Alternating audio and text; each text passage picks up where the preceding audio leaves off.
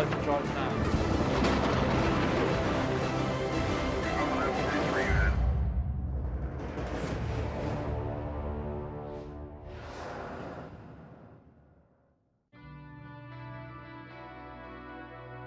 Hello and welcome to Extreme E, where we're in Antofagasta, Chile for the Copa X Prix, the final weekend of Season 3.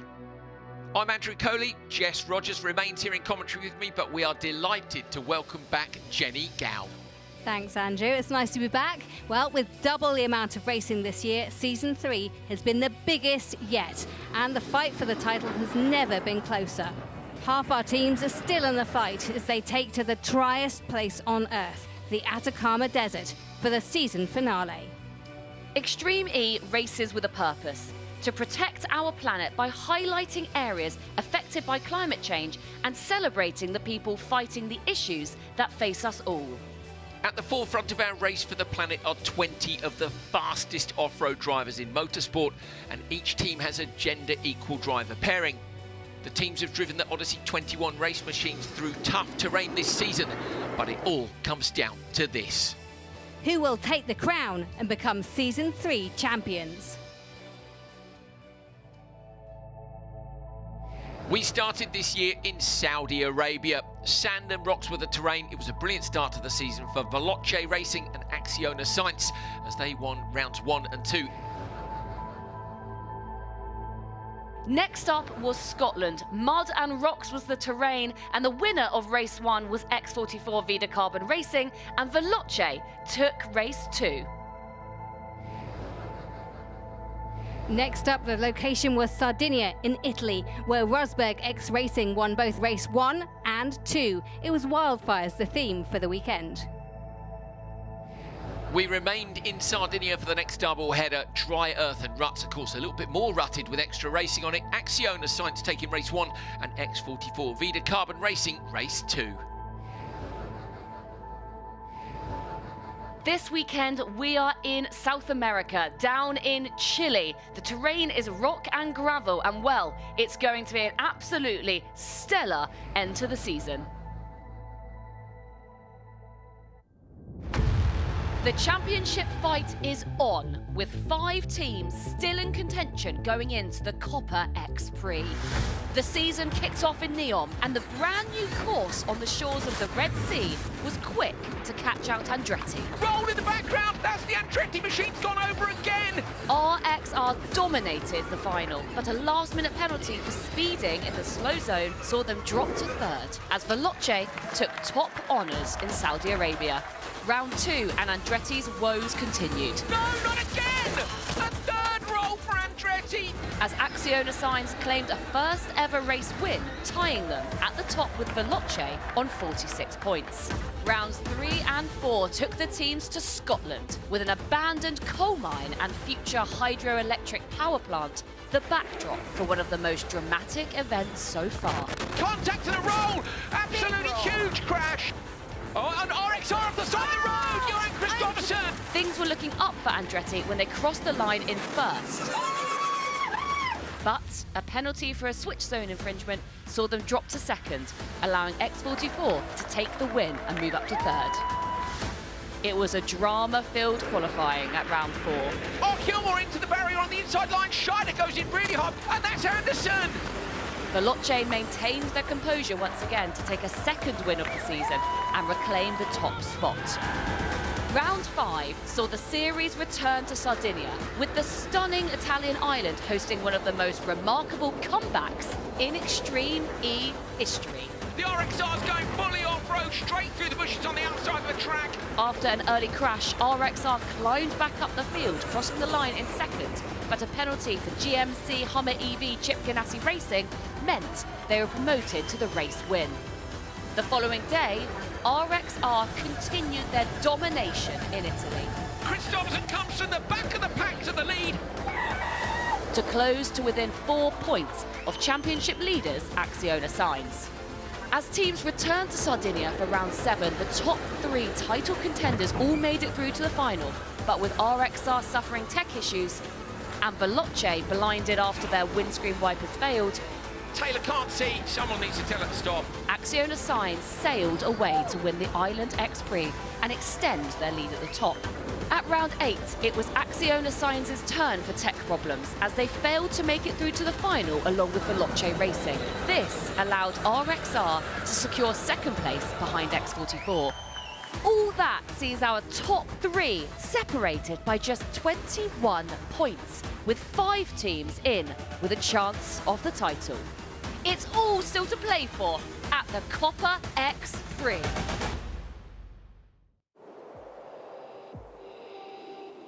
Un campeón se crea a partir de su entorno. Hay que extraer los elementos para el éxito.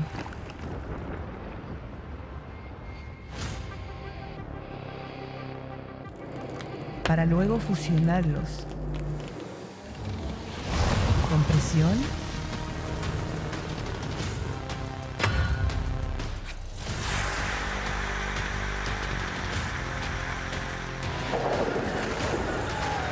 y fuego.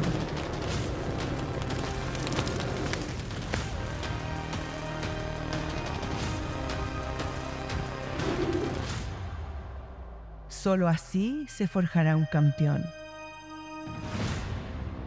Esto es el Copa X Prix.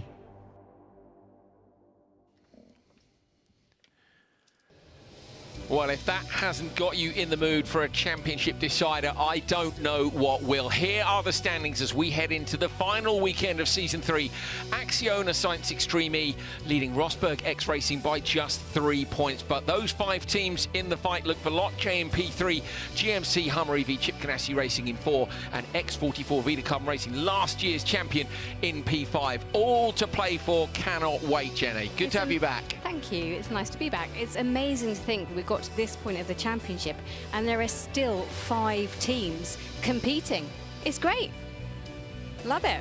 So that's all your runners and riders. Let's show you a little bit of what's been happening in Quali. Finally then, on to track, on to the action for this crucial title-deciding weekend Q1. Acciona Science and RX are the favourites. Veloce still in the mix. Off the start, Christopherson had plenty of space in the middle of the grid, but come the first few corners, it all kicked off. Contact between the RXR and Acciona Science machine, then between the Veloce and the RXR, bodywork flying. Tanner Faust in the McLaren got into the side of the RXR machine, turned it around. Acciona Science then hit it. The McLaren was given a 10-second penalty, but the damage was done. The rear tyre ripped from the RXR machine, and then the Acciona Science car ground to a halt. Disaster for the top 2 in this year's championship. Meanwhile, Veloce take the win. Sigh of relief for Molly Taylor, but 1 race still to go in Q1. On to Heat 2. Title contenders in this one, Chip Ganassi Racing and X44. X44 on the outside of the grid. McConnell got a good start, but it was Timo Scheider who led for Carl Cox Motorsport. Passing her plenty, left, right and centre. The first lap looked pretty sensible, but on lap 2, disaster struck for Chip Ganassi Racing. On the inside here, RJ Anderson clips the bank and rolls the car hard. He was okay, but is that their championship over? Lap 2 and there was a slow zone. Leah Block didn't release the button early enough. Katie Munnings passed her, but Gutierrez was on an absolute flyer for X44. She stuck up the inside with a super committed move to take the win and remain in title contention. So that was Q1. These are the results you can see with a win for Veloce and X44. They get an extra championship point each, of course, and where they finished in their Q1 race decides then where they end up in Q2. Odds going to one race, evens to the other. Absolute shocker for Acciona Science. They've got some serious work to do if they want to make it through to the grand final later on today. Could be a bit of a topsy-turvy championship fight. X44 and Veloce doing a brilliant job of getting themselves back into that. So all to play for here at round 9. Double-header weekend in Chile to decide Season 3. So although we've seen Q1, let's take a look at the track here. Jenny Gow, this is our second time, of course, we've been to Chile. It was round 4 last year. Some mega passing, and of course, Q1, we've already seen some serious action. I know this is, I think, a great track for Jeopardy. It looks like it should be simple, but actually look at the curves, the undulations. It's a really challenging track on both the drivers and the car. Yeah, elevation change here is absolutely key. We've got that wonderful sequence of corners off the start straight, right, a double left, down the dip, then the Continental Traction Challenge. You remember the dip at the back of the CTT last year? We saw people downing that flag. It's wet down there, we've seen from Q1. It's a lot. Yeah, it's very bumpy out there as well. And I think with so much to stand and so much to be against, yeah, they're going to really have to focus on already 2 DNFs. I know, yeah, and for key championship players, you know, so it's going to be a crucial day. What happens today is going to decide whether or not it goes to that final round. 2 points, remember, for the Continental Traction Challenge if the cumulative time of the 2 drivers is the fastest overall, but also that can be the tiebreaker as to whether or not you make it through to the final. And these are the guys that are leading the way when it comes to the championship. You've seen it already, but it's Matthias Ekstrom and Laia Sanz. They have been a great duo, led by Carlos Sainz as their team boss, and they are 3 points above Rosberg X Racing. And all they want to do is have a clean weekend, nail it, and get that championship. And they've started with that shocking result in Q1, so they're going to be absolutely gutted about. Laia Sanz, so many world championships on 2 wheels. For me, if she were to win this on 4 wheels, it would be an incredible result. Right. If you want to know a bit more about Extreme E and what we're doing here, what it's all about, this is the thing for you.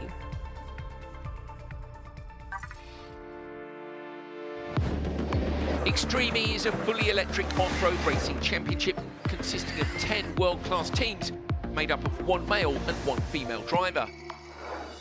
In each session, both drivers will compete behind the wheel of the Odyssey 21 electric SUV with a driver changeover, the switch, halfway through.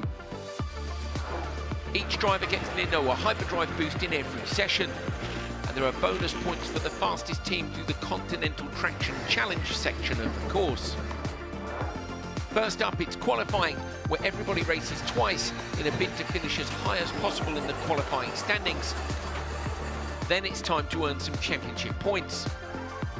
From qualifying, the bottom 5 teams go into the redemption race, while the top 5 proceed to the grand final and compete to win the Prix and lift the trophy. It's a season-long battle, 10 rounds, 1 champion.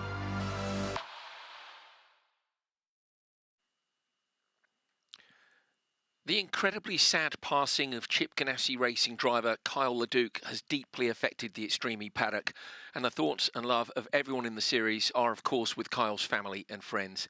He was a committed, spectacular, much-loved driver and a real family man.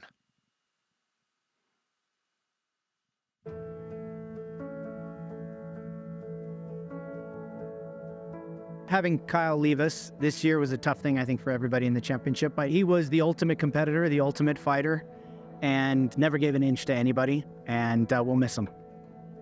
My memory of him is just his passion and his total commitment behind the wheel. And, you know, he had some incidences on track, but he always entertained. And it was such a sad occasion to hear of his passing. And, you know, but his memory is going to live on with all of us.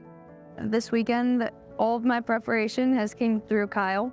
That guy was literally a legend behind the wheel. Back home, not only the LeDuc name, but Kyle LeDuc himself was a trailblazer in the sport of off-road that we do at home, short course, and more specifically Pro 4. He has always built his own vehicles, and he's progressed the sport over and over and over, never settling. I raced against him, and he was one of, if not the fiercest competitor on the track. He always wanted to win, and he did it in the total Kyle LeDuc style. The thing that was truly special about Kyle is he found balance with his family and his passion of motorsports. I would watch him perform week in, week out at the highest level, and then put the same commitment into his 2 young children, into FaceTiming his wife. He wanted to make sure his family was behind him 100%. Kyle LeDuc was a great part of the Extreme E community. He was always in great mood, always smiling, always contributing to the great vibe, very committed to also the values of Extreme E, environment. He was always participating in the legacy. and his legacy will live on. Kyle, we will miss you. Rest in peace. Well, a fitting tribute there to Kyle LeDuc, and I can tell you right here on the ground, we race in some of the most extreme remote locations, and that means the Extreme E paddock is pretty much like a family. Every single person here is thinking of Kyle LeDuc, his loved ones, his friends, his family, and the Chip Ganassi team. And do you know what? He'd have absolutely loved racing here as well. And there is a championship battle on our hands as I weave through this Veloce garage here, straight through to where the drivers and team principal Luke are as well. Molly, I'm going to cross over here, come to you first. You've well and truly put yourselves... Oh, was it? The record, yeah. the records show you're well and truly in the mix here, aren't you? Talk me through this morning and then your approach for now. Yeah, we got a big fight this weekend for us, and Kevin did a brilliant start. Took the start and gave me an easy job to bring it home. So yeah, this morning was smooth. Everything's feeling good, and then we'll try and attack this next one and keep looking forward. I have absolutely no doubt you'll be flat out, as you said to me earlier on. Luke, look, you're in the mix here for the Season 3 Extreme E title. Can you even begin to describe what this means for you, for the team, for the drivers? I mean, it means a lot. We are always fighting for the title, so I hope it's going to be okay. But till it's possible, we will fight for it, and they are ready. We are ready and they are ready. Oh, fighting talk, I love it. Here we go, it's time to go racing. Q2 Heat 1 coming up.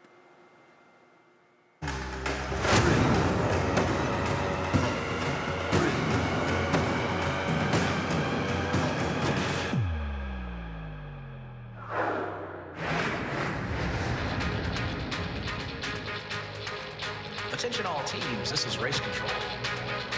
Stand by for the start of the Antofagasta Minerals Copper X Prix. Qualifying round 2, Heat 1, is about to commence. Energize your systems and prepare to race. 1 minute. Right then, this is how they are lining up. In lane 1, we've got Axiona Science and Laya Sanz starting things off. All female drivers, they've got a lot to do. Then in lane 2, Apt Cupra. Then in the middle, it's Veloce. Can they continue an amazing start to this championship weekend? Then you've got Andretti in lane 4. Katie Munnings looking to do a job there. And finishing off our lineup is McLaren in lane 5. Absolutely crucial race this for Axiona Science. They had that terrible run, the DNF in Q1, broken wiring when the rear of the car was pulled off in that big mud hole at the bottom of the hill, and that short-circuited and put them out of the race. So this has to be a better result for them. Wipers are on, that's ready in case you need to move the dust off the screen, get any mud that's flung up by the cars in front. Laya Sanz gritting her teeth. Championship hopes may rest on this result. The Axiona Science machine with wheel spin this side, could it be the same for everyone across? She looks like she's got good traction off the start. Molly Taylor, though, with the best start in the middle for Veloce. Axiona Science got the Apt Cupra car, Clara Anderson inside. Clara Anderson moves across. Katie Munning shuts the door and ahead of Hozos. Hozos goes towards the back of the pack. Oh, Laya Sanz, a roll! Big roll. Clara Anderson goes over. She's binned the Apt Cupra in turn 1. It's a big old shunt. That's going to be a red flag. Red flag straight away, so we're going to have to bring this to a halt and reset and go again. Oh, Axiona Science, they'd almost ran at the back of Katie Munnings there, but it is a red flag. Wow, that is an absolute nightmare. Huge crash. Obvious red flag, because it was right in turn 1. Jenny, here's Clara off the start, and it's into the corners, isn't it, where it starts to go wrong? Yeah, this bit is okay. There's clear way for everyone, but as you say, they turn into the corner and there's just no room. Header on the inside look, and then Clara. Do you know what? I think they touch wheels. By the way that car gets launched, I think they hook up wheels and she gets fired. Let's see from this angle. So Header's on the inside line. She's got every right to be there. Clara knows that. She's trying to come around the outside. Header does run a little bit deep. Surely they touch wheels, Jenny. That kind of energy is not. She's not dug in there and gone over. Yeah, it does look like they touch wheels, and it might have just been the tiniest of touches. It doesn't look like a major impact. This is on board with the McLaren, and you can see they touch, and that flips the Apt Cupra to the side. And Header Hottas, I mean, she didn't really do anything wrong as far as I'm aware, but it's a heavy price to pay for Clara Anderson. It is an absolutely massive crash. There is the Apt Cupra machine at the side of the road, and glad to say that's Clara Anderson out of the car. That's the most important thing. That's what we wanted to see. Clara Anderson is okay. She will be upset and full of adrenaline. Here's another angle. Look at this one on the inside. It's under investigation. Hozos, tiny bit of contact. I think the rear right of the Cupra hooks up with the front left of the McLaren. But you know what? We'll have to talk to Clara. I think Clara Anderson will be the only person who can really tell us what happened there. Most importantly of all, Anderson is okay. Right, we're ready to go then. The grid is lining up. 4 cars take it. Of course, we've got Acciona Sainz on the lane 1. Then there's a blank lane because of what happened to App Cupra. Then Veloce Racing, Andretti and McLaren. That is your starting 4 for qualifying round 2, heat 1. And there's gallons of space around Acciona Sainz. Yeah, Acciona Sainz with an entire lane to their right-hand side. Can they capitalise on that? Katie Munnings just getting her left foot ready. She's got the wipers on, anticipating what's going to happen at the first corner. Molly Taylor just with a lich, getting herself good to go. Jenny? Is it useful to have had that practice session for them all? At least you've got an idea of what it's like in turn 1, but you can have a plan, and then, of course, that's what happens, isn't it? Until you get through the first few corners. Be disappointing when you got a good start first time round, as some of these drivers did, to now have to do it again, but do it again they will. With one less car on the grid, it should be a little bit less hectic down at turn 1. Outside then, Lyle Sands needs an absolutely brilliant result here. Remember, they had a retirement in the first session.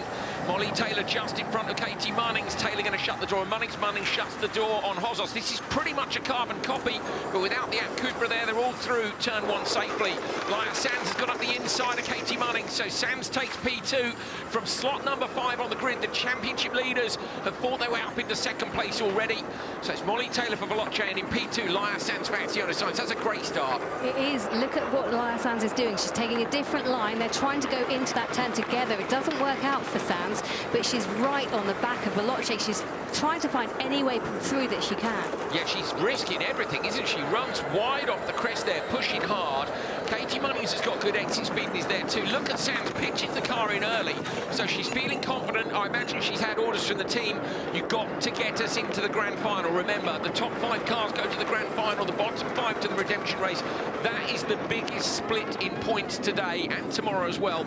You want to go into tomorrow, ideally, in that close fight with RXR if you're Acciona Sainz, but they cannot ignore these other teams. Remember, Veloce had a brilliant run in Q1, and they're leading again now. A lot of dust through that section. It was really starting to rut up. There's quite a lot of water that's been laid down that's sustainable, but it does affect the visibility out there. Look at them coming through those leaps. They're magnificent. Yeah, the jump's spectacular, isn't it, coming down the hill? It's bigger than it was last year. Lyle Sands, it's lining up. Oh, the Veloce's got a puncture. Front right, it's off the rim, broken suspension. Lyle Sands moves into the lead. Oh, massive hit and a roll. Munnings has gone over after running up the back of the stricken Veloce. Oh my days! I mean, we were on the edge of our seat for the whole of the start, but let's look at the replay. What on earth happened there? My goodness, the back of that chrome, the Veloce car. Oh. It's another red flag. I feel for Lyle Sands. Jenny, she just done what she needed to do in the championship fight. Well, my goodness me, what has happened down here? We need to unpick this. Let's see the replay to work out exactly what's happened. So this is on board with Lyle Sands, chasing down the Veloce in front. Now look here, front right look has collapsed in that bump. So Sands comes around the outside, clean pass. So Lyle's away, nothing else goes wrong with the Veloce. And then look, Katie appears through the dip and just, it's a huge impact, Jenny.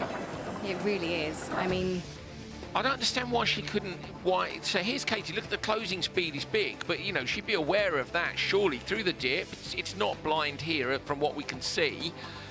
She goes out wide. This is the bit where the collapse is taking part, and it's just to that dip.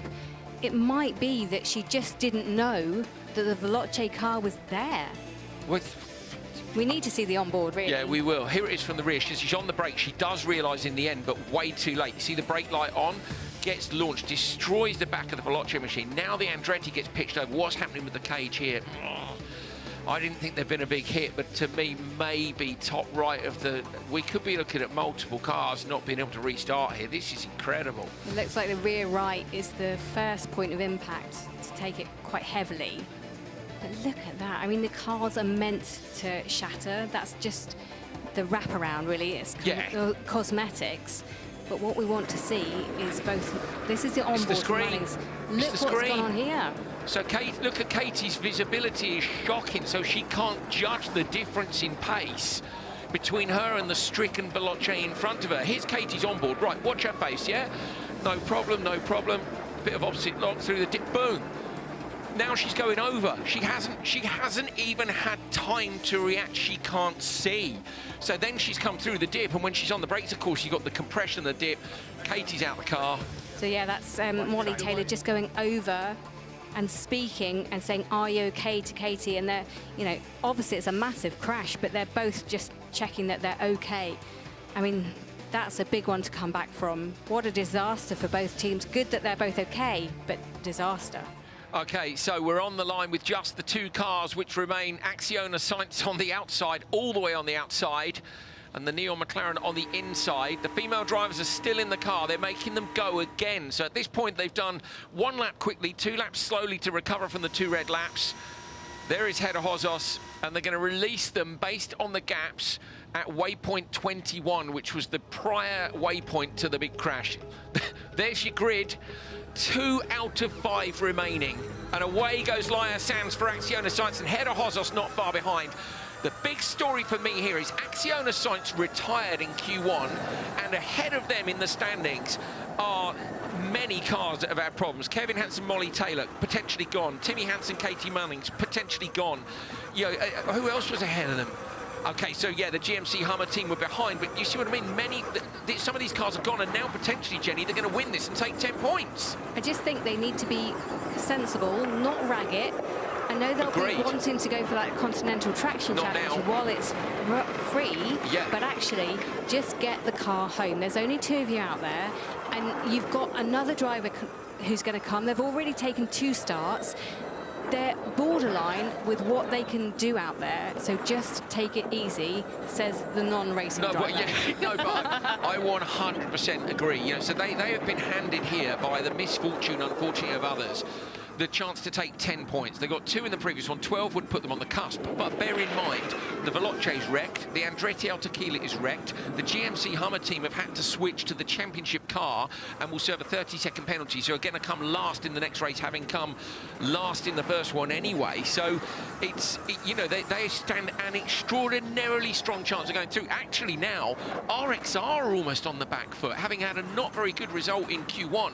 And they're going to go up against 4 cars. I mean, it's fair to say that they are not taking it gently out there. Hozos going over that hump, getting spectacular air. So they're coming into the switch now, I would expect. Yeah, changing over drivers, and the guys will actually get a chance to go in, but only the 2 guys who are left, which is Matthias Ekstrom and Tanner Faust. Yeah, my goodness. I mean, Extreme always delivers. I wasn't expecting this from qualifying too, blimey. Well, I kind of, if Q1's not dull, that's not the right word. No, not Q1 dull. is sensible, yeah, as it was last time, and then Q2 goes wild. Here, Q1 was wild. I was kind of expecting Q2 to be sensible, but instead they just seem to be getting more and more bonkers as we go through the course of the weekend. So, door up, Ekstrom going to jump in, listen up. Okay, no feedback, that's fine. Lia's like, I've had a shocker, I've done 3. She's actually done 4 laps. So she's had a really good look round.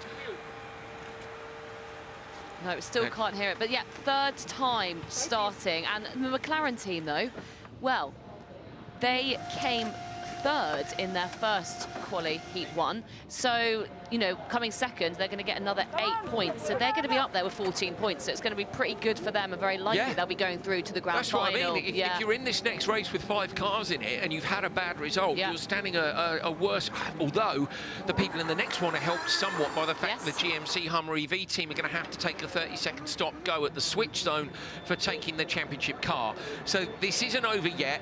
You know, stay with us. But it's what a roller coaster of a day. Imagine you're at Acciona Sainz. You think you're going home after a tiny little electrical cable gets ripped off when the clamshell comes off the car, and now suddenly everyone's binned it, and you're back in the look at, you can tell relief. I think that is, isn't it? And I think it's worth pointing out that there's only 1 spare car, isn't there? And that's already being used by GMC Chip Ganassi Racing. So if the other cars can't be repaired, and there was a lot of damage, and obviously it's the safety, the safety shell that needs to be like absolutely in place and kosher, that if that's not safe, then they haven't got any other cars to use. So Acciona Science now, Matthias Ekstrom, is that a different line? I thought he'd run wide for a second. No, it's not. Okay, he's racing line through there. It's just come out wide and in tight. They've both kept hold of their hyperdrives. You can see, okay, car 55 under investigation for improper use of the hyperdrive. Used the hyperdrive twice potentially, so we're waiting on that.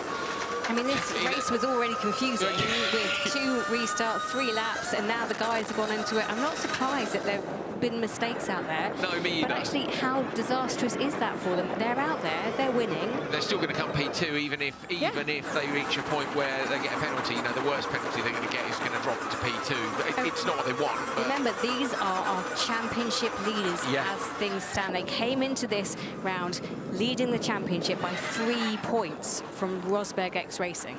Can I just say, though, they might drop to second, but they don't want to drop to second because there's an extra point for winning the qualifying round. That's a good point. Yeah, there is for winning the race. Yeah, exactly. So they really won't want that penalty if they have used hyperdrive twice. I know, and it came down to as close as that last year. Well, so you're on board now with the 55. Matthias Ekstrom, who is quite clearly not backed off. He's absolutely flying at the moment. Looking at it, he's fastest in Sector 3. Sands was fastest in Sector 4, Faust in Sector 2, and Ekstrom in Sector 1. So Ekstrom is very much on it in this session. Bearing in mind, there aren't a lot of cars to compare them to because some of them didn't make it through the first sector on the first lap. So this has been utter carnage this session so far. What's the gap back? It's 5.7 to Tanner Faust. Improper use of hyperdrive, that I have to say that might be something where the stewards will have to look at data after the race. So we might not get that as a result right now. Bear that in mind. The team might say straight away, you know, no, force majeure, several restarts, what were we supposed, you know, yeah, I don't know. This is a bit more luck this round compared to when we were in Sardinia for the last rounds, though, for the McLaren team, who took 2 big tumbles, and so it is good to see that they are still on track for this this final weekend. But my goodness, we weren't expecting this many crashes, this many rolls, this much drama. There are only so many parts on the Santa Elena, Jenny. I'm a bit worried. What are we going to do if we carry on like this? This is a good welcome back to Extreme E. And if you haven't seen any Extreme E before, I mean, welcome to the party. Yeah, it's not normally quite. Look at that jump. 15-second time penalty for car 55 for improper use of hyperdrive. He is going to have to put his foot down if he wants a chance of winning this race. 15 seconds at the moment. The gap is 5.5 seconds. So we've got to find 10 seconds from somewhere. Right, well, there we go then. So McLaren might still have a penalty, remember, though. They're under investigation for that contact at the start of the race with Sainz. That was, which start was that, Jenny? Three starts ago. Who knows? It feels like we've done 4 sessions, doesn't it? So, yeah, Ekstrom and Sands going to come P2 with the penalty, 9.4 seconds behind. So they cross the line first, but a 5-second penalty drops them into P2. Well, a lot has happened in Quali 2 Heat 1, but a lot goes on behind the scenes to make this show as well. So, we've got an episode of Unfiltered, of what happens and what goes in to this show.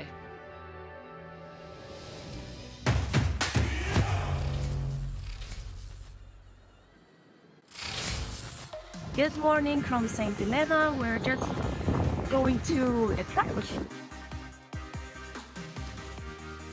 We will do our best out there and see how the weekend will end. The actual temperature today is 14 degrees more than the long-term mean. What's changed is that the air coming to us is so much hotter. Oh! She's rolled the car! It goes in sideways, the McLaren goes over, gets launched. One of the biggest accidents of the season. What a roll, oh. Nasty. It was pretty high speed. It was, it's 120 to 130. For those of you that asked about Emma, she's good. She's fine. She just lost a little bit of her nuttery, so they checked her out. And she had some cat stand with something like that. She's all good in that way. Welcome to the paddock here for round 7 of Extreme in Sardinia, the Island X Prix. Emma is unfortunately out for this weekend. We wish her all the very best in her recovery. Tamara Molinaro, she's replacing Emma, of course. Molinaro sideways in the championship car gets launched.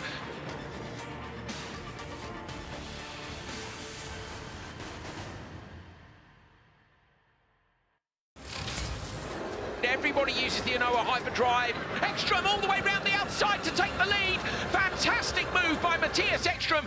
No power steering, no power steering. Absolute carnage going off in the final here. Acciona Sainz takes the win here. Fantastic performance by them.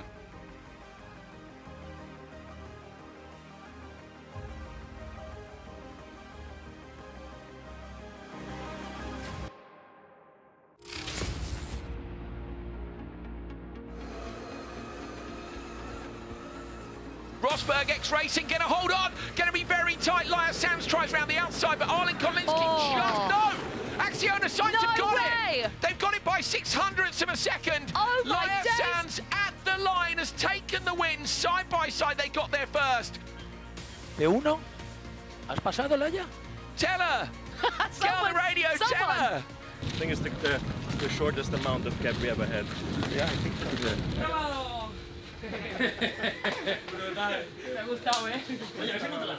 Laya, there is the photo finish. That's how like close it was. in Tour de France, yeah, photo finish, yeah. Now Gutierrez, she brings it home for the second win of the year for X44 Vida Carbon Racing. Yes! That's what I'm talking about. Well done, Chris.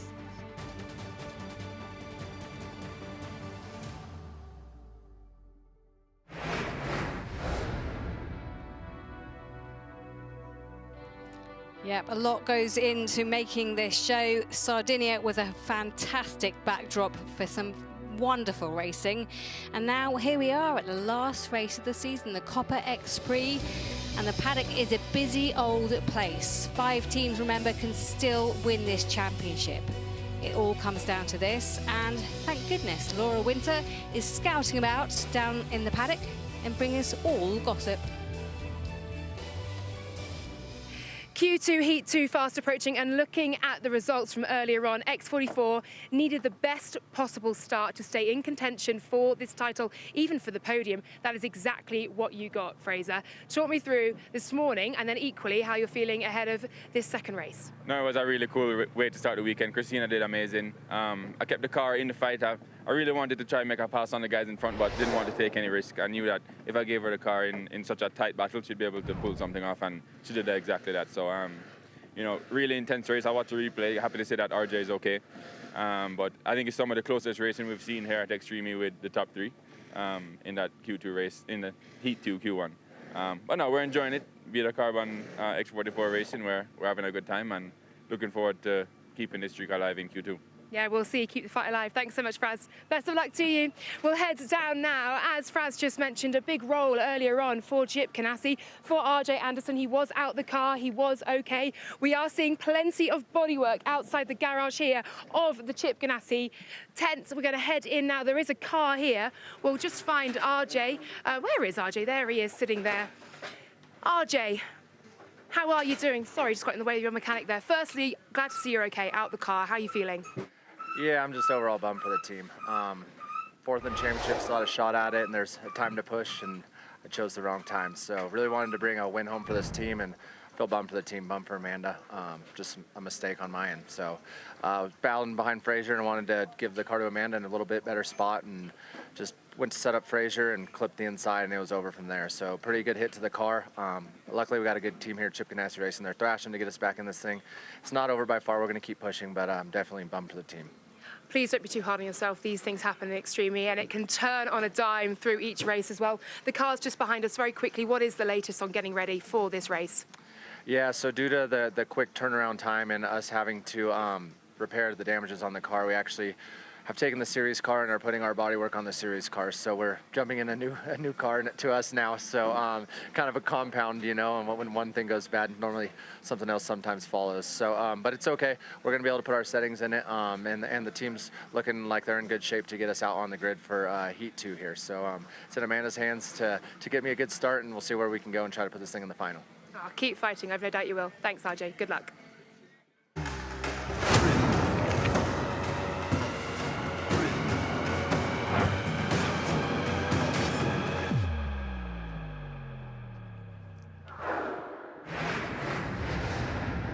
Well, here we go then, Q2, race 2. After the carnage of the first one, what's going to happen here? Blimey, well, this is how this one is lining up. We've got Carl Cox Motorsport and all-female drivers kicking off, and they're in lane 1. In lane 2, it's Hummer EV Chip Ganassi Racing. Then in the middle, it is X44 Vida Carbon. Then we've got JBXE in lane 4. And rounding this off, it's Rosberg X Racing in lane 5, and they're going to want an awesome finish here to guarantee getting through to the final. So RXR on the inside line. In theory, that's a nice advantage, but we've seen all sorts happen off the grid here. Got to keep it clean in these first few corners. Utter carnage. We've had cars retired who were high up the standings earlier on today. We've had penalties for contact, for misuse of hyperdrive. The results are all over the place. We'll get it all in a line at the end of this session. In the meantime, these cars are about to be very much not in a line once they get away from here. Lights are going to change. Who's going to get away well? Lots of wheel spinners we've come to expect with these very powerful cars off the line. RXR with a good start, but also X44, Cristina Gutierrez on the outside, Leah Block as well. Leah Block's flying for Carl Cox Motorsport, going to try and come around the outside of JBXE. She's late on the brakes, trying to get the whole shot here. Block with a great drive, but it's Michaela Arlen-Kotlinski who claims second. Block slots into P3. Chip Ganassi Racing dropped to the back of the pack. Remember, they're using the championship car. I doubt that's dialed in how they want it, but it is Gutierrez who leads for X44. In P2, it's Arlen-Kotlinski for RXR. This is the perfect start for X44. They wanted a clean race. They've won already earlier on today, so they want to do it all over again. Remember, RJ Anderson, her first time in the car, she didn't get a timeout before because the Hummer went down the hill in a bad way. It certainly did, or sideways.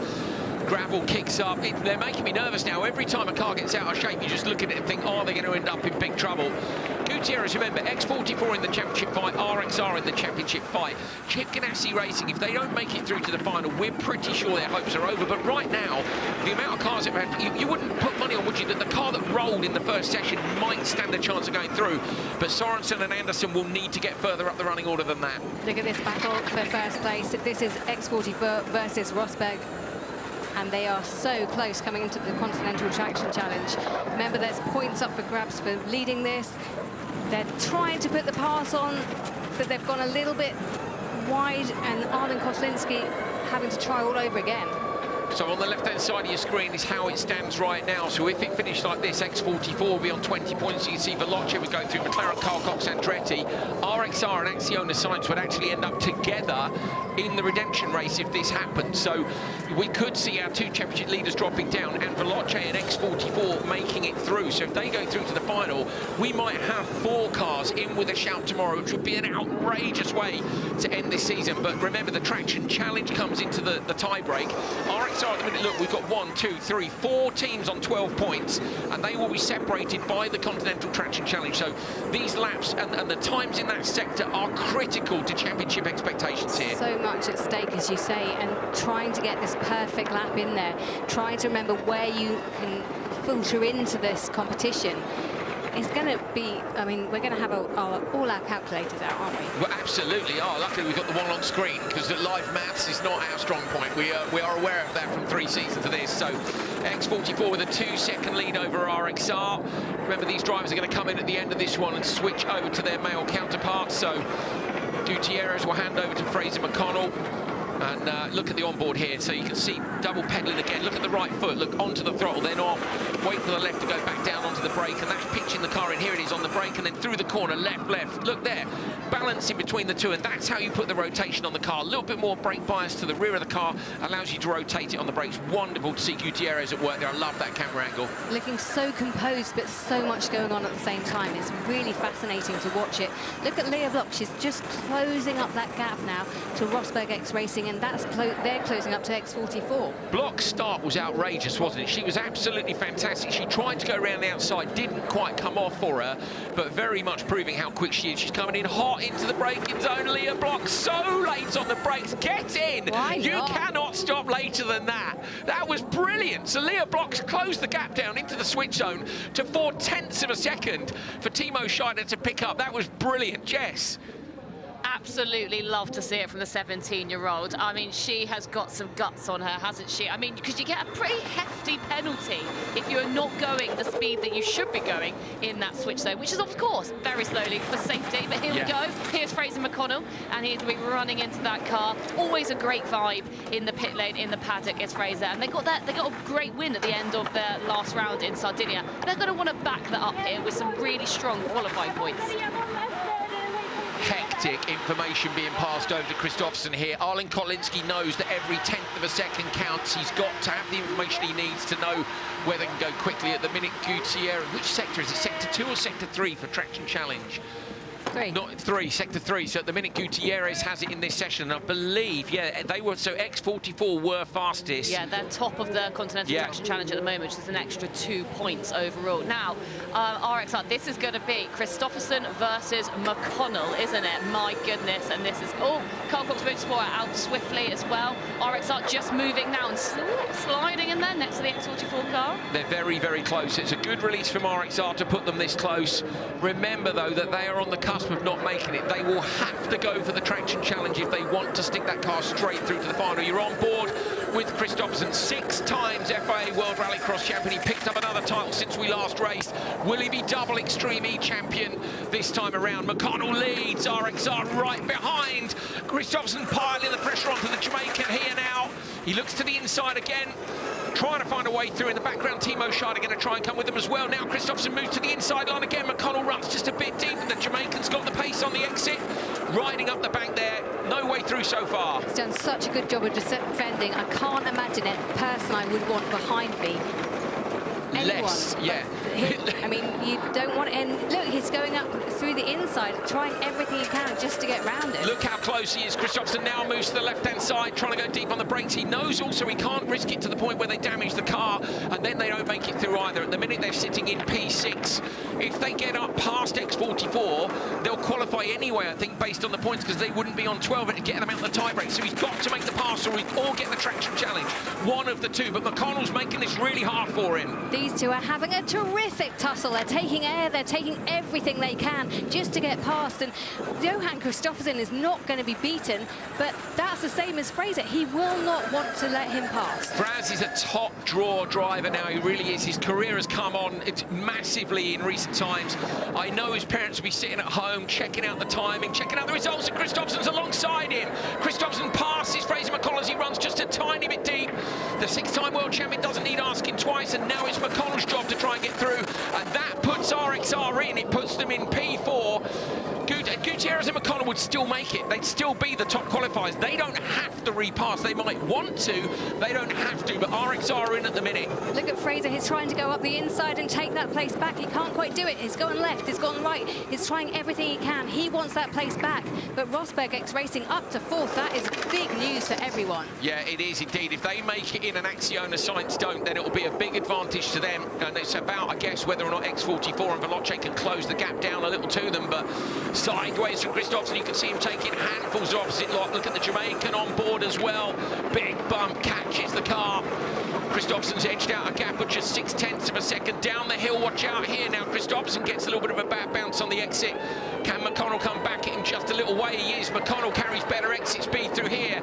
Final lap of a crucial qualifying session. And this is into the Continental Traction Challenge as well. So not only are they racing hard, but they're also going and looking at the Traction Challenge, which Acciona Sainz lead at the moment. So Acciona Sainz, if they were on the cusp, would get in by the cut, but I'm not sure they are. So how are they seeing anything, Coley, out there? It's I know. Almost impossible, and they're driving full tilt in an Extreme E car. Absolutely flat out from Kristoffersson and from McConnell. Scheider's right there as well. Impressive performance in these guys. Fraz be so annoyed that he found a way through, but Kristoffersson really is an incredible driver. This is the result they needed. P2 in the championship standings. Johan Kristoffersson is going to bring home the RXR car, having taken over from his teammate Michaela Kotlinski. They'll jump over the finish line. RXR do what they need to do to put that car in the grand final.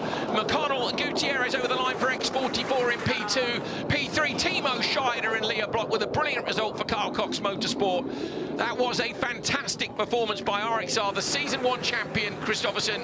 His new teammate Arlen Kotlinski, they are still in the fight. So this is the Hummer EV Chip Ganassi racing machine. They're not going to make the cut today. I know they'll be desperate to pay tribute to Kyle LeDuc with a great result tomorrow.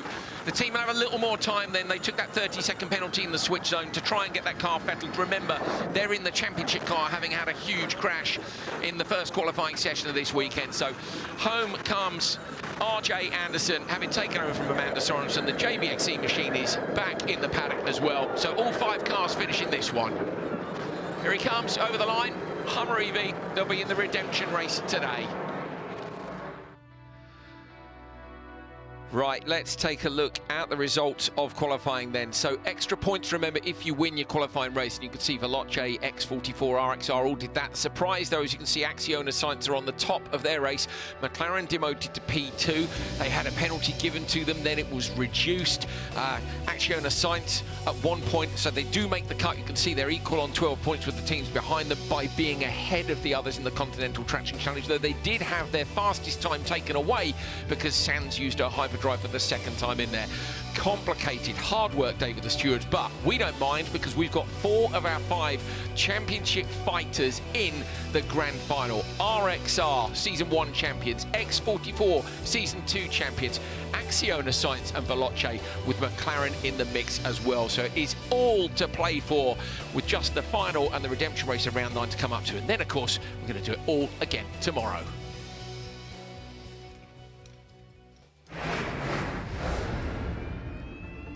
Well, we've had a lot of action so far, and these have been some of the best bits. Look at this, App Cupra cartwheeling through the track, and there have been so many thrills and spills. Luckily, she was all right. Yeah, I mean, we have seen Odyssey 21's crash spectacularly, haven't we, in many different ways during the series. Here's another one. That was Munnings into the back of the Veloce for Molly Taylor. Say everybody thankfully okay today. Drivers climbing out of wrecked cars.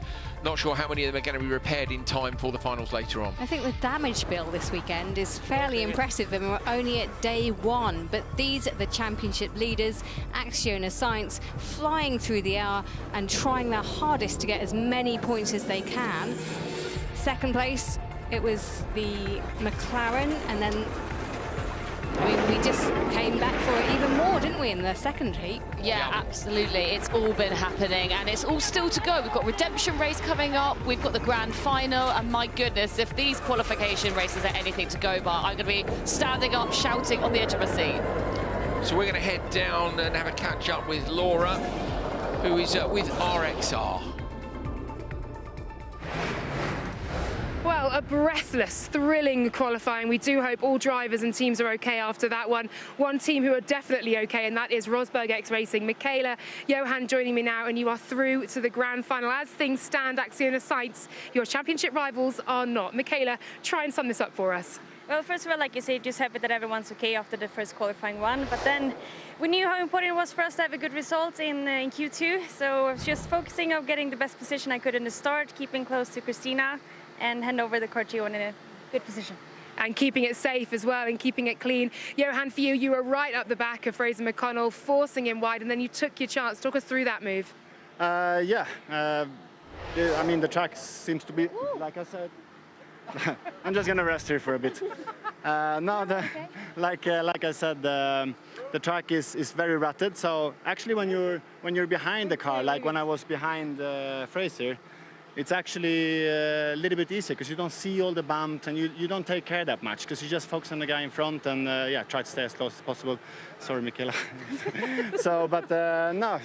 We are of course super happy to be through to the final. We had a tough start of the day, so happy with that. And then let's see. We'll just try to do our best and hope that we get some votes also for the grid play.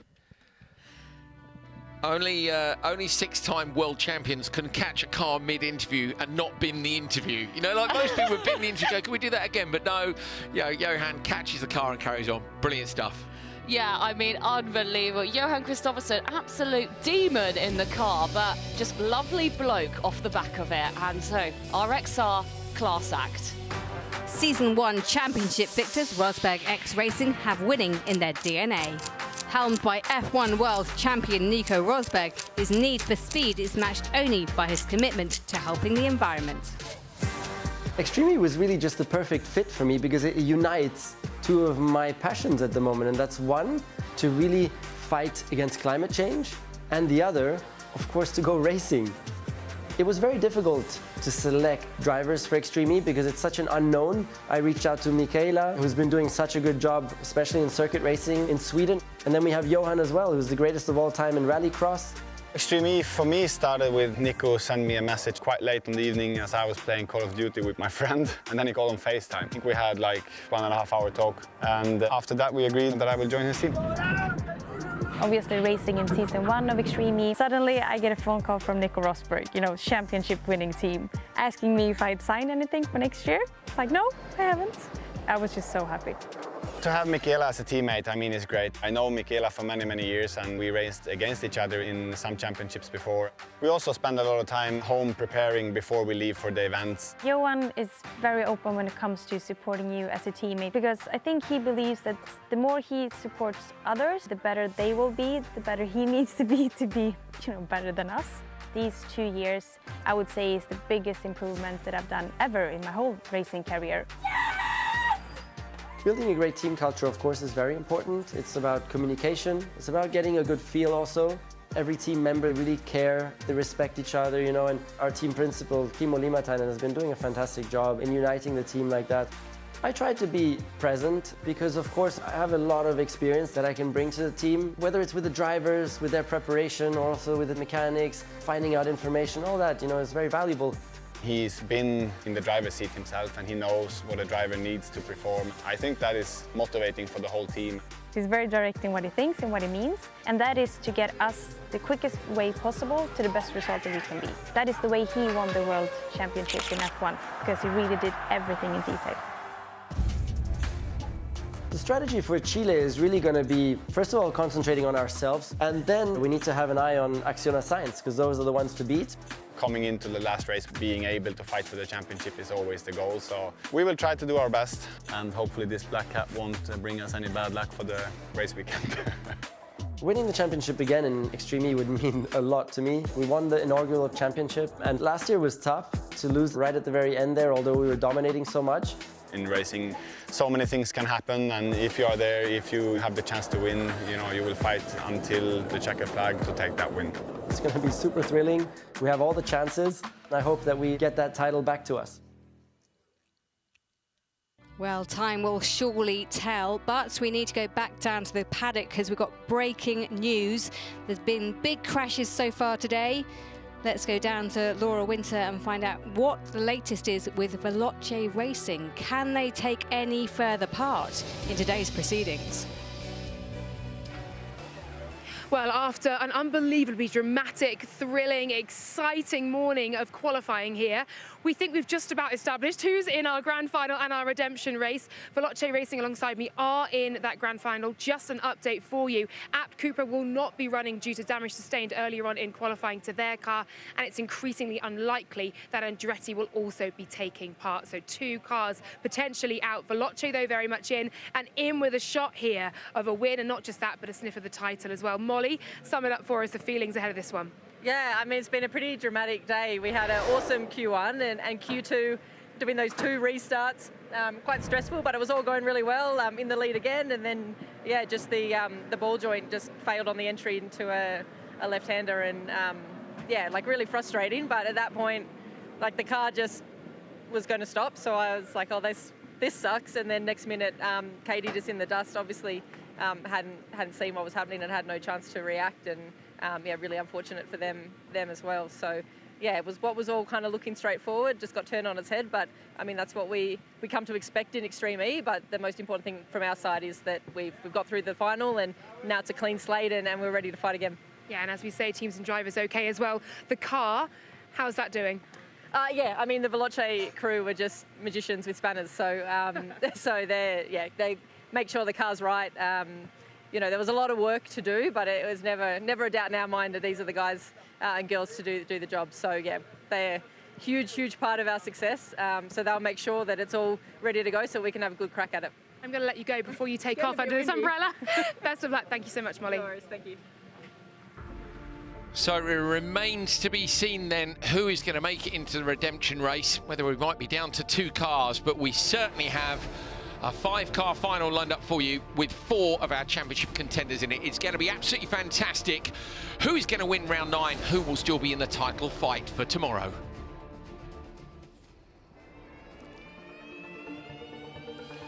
We are in Antofagasta, Chile for round 9 of Extreme E 2023 Season 3. We're crowning a champion this weekend. Is it going to be RXR? Might it be Acciona Science? We've had carnage all day long here. It's been an incredible day's action. My name's Andrew Coley. Jess Rogers joins me in the commentary box. Jenny Gow is back. Laura Winter down on site. We've got trophies everywhere to hand out this weekend. Cannot wait. Jenny, good to be back. If this is the kind of racing you're going to bring when you return, you stick around. I don't know whether to apologise or say some sort of bow for it. It's brilliant so far, and this is what it's all about. They're going for this trophy. Well, there was a pretty dramatic roll for RJ Anderson earlier on. That put Chip Ganassi very much on the back foot through qualifying. They were one of the 5 teams in with a shot for the title here this weekend. And unfortunately, Amanda standing alongside me, you're heading into the redemption race, and that means your title hopes are over. I'm sorry to have to interview you under these circumstances, but just sum up the efforts for this year for you two as a new duo coming into Extreme E and how proud you are. Yeah, RJ and I came kind of into this thing very blindsided. A lot of the drivers had more seat time than both of us, so it was definitely a lot of bouncing ideas back and forth learning. Fortunately, we've been able to learn a lot from our team and take in their data from last year, but I think our progression throughout the season was very good, and you know, unfortunately, round 9 is kind of sad for us, but we still have round 10, so it's not over. Absolutely, and potentially a win in the redemption race. How are you approaching it? Oh yeah, definitely. What is the mental approach to the redemption race, having had quite a bad day so far? Honestly, we're in a new car, so it's definitely, we have goals here, and because we're going to have to race a new car tomorrow as well, we're just going to learn as much as we can going into the redemption race and make sure we have a good, clean car for tomorrow. Thanks very much, Amanda. Best of luck to you. Thanks for speaking to me. Of course, the action out on course, hot as ever here at Extreme E, but there's plenty of action off course as well. We leave an environmental legacy wherever we go. Here is Chile's story. We've come to visit one of the lagoons, which is a really popular area for a lot of different breeds of flamingo. I think out of the 6 species, they have 3 of the flamingo species here. So we've been spotting different species, but it's all about learning about the conservation of the area, and a lot of the rangers are doing amazing work here. They're indigenous people, they know the land, and they're kind of raising awareness of how they've seen the environment change. At Force for Nature, we have a huge network of rangers, and they are the specialists at harmonizing between human needs and nature. They are park guides, they're anti-poachers, they are scientists, researchers, basically anybody who's working in conservation with their boots on the ground for more than 40% of the time. In many cases, rangers are the ones that hold the knowledge that scientists lack sometimes because we don't have the observations that they have. So the interaction between rangers and scientists can really propel conservation. Los flamencos, ¿por qué son importantes para el ecosistema? El flamenco es un indicador de cómo se está comportando los espejos lacustres respecto a la extracción, evaporación y el cambio climático que está sucediendo a nivel mundial. Por lo tanto, ¿qué podemos hacer respecto de la especie? Se nos está moviendo de los hábitats naturales.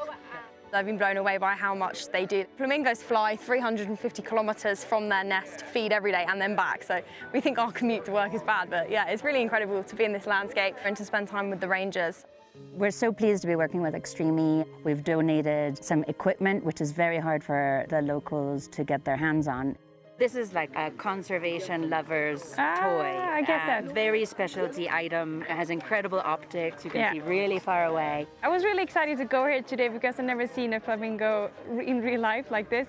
Part of this conservation program is to count how many flamingos there are, to keep count of them, and it is really changing throughout the years. That's why this equipment is so important. So we were looking in them, and actually I found a very special flamingo because they have a ring on their legs. Ese equipo nos va a apoyar mucho a poder identificar el código que ellos llevan en su pata respecto a dónde y cuándo se anilló, la especie que se anilló, y eso va a significar cómo se va distribuyendo a los distintos salares en Chile, Perú y Bolivia. Along with that, we're going to be providing some satellite images and artificial intelligence to do more accurate counts. Supporting the people that are behind it that know the land is 3 times more effective in conserving environment than just making scientific measures itself. To speak to the local people and hear the difference that it makes it feel special.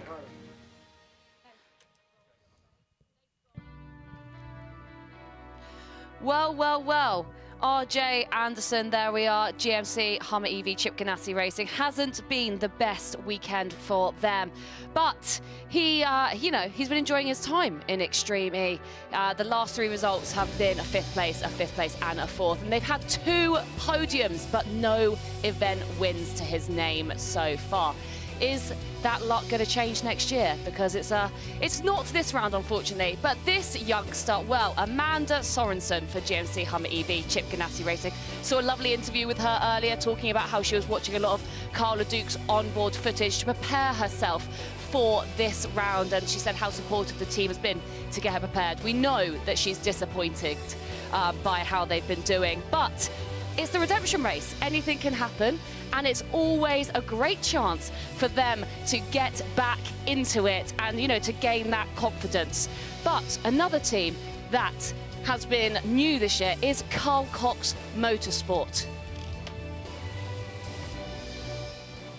Our redemption race is fast approaching as the wind whips up through this paddock, and as does the dust as well. Extreme conditions out here in the Atacama Desert. Carl Cox alongside me. A reminder for this redemption race, Abt Cupra are out there doing all they can to get the car ready for round 10 tomorrow, and it's looking increasingly unlikely we will see Andretti in that final as well. So it could be a 3-car redemption race, but these guys are very much in for the fight. Leah, how much are you enjoying racing out here in Chile? Yeah, it's a very, very fun track. Really cool place we're in. It really is. And Timo, look, you know this course incredibly well. You've been flying around it. I guess you guys are feeling a bit of disappointment for not making the final, but I guess take that now out onto the course for the redemption race. What is the approach? Well, it's always like all in, and we try to win this one at least. Of course, it's a bit frustrating because we have been quick all day long, and yesterday as well, so that's why it's a bit frustrating. But anyway, we go in and we send it. And look, we know that you've had a recent bike accident as well. Physically, how are you feeling, and how challenging is it to race this course in its extremities, currently not quite up to scratch? Well, right now the track roughs up a bit. That means my back and my shoulder and my knee is a bit hurting, but I'm on painkiller, so it should be fine. Yeah, Leah, for you as well, coming into this one, round 9 and round 10, obviously you've got the F1 Academy drive for next year. You have said that this will be your last Extreme E weekend with us. We've loved having you along. 2 more chances to absolutely send it. What's the approach for you? Yeah, I mean, definitely sad that I only got to do 3 races this year in Extreme E, but just gonna have the most fun I can in these last 2 races. Great stuff. We wish you all the very best. Thank you so much. Leah Block and Timo Scheider here for Carl Cox Motorsport. They are one of potentially 3 teams in this, the redemption race, the penultimate race of round 9, coming up right now.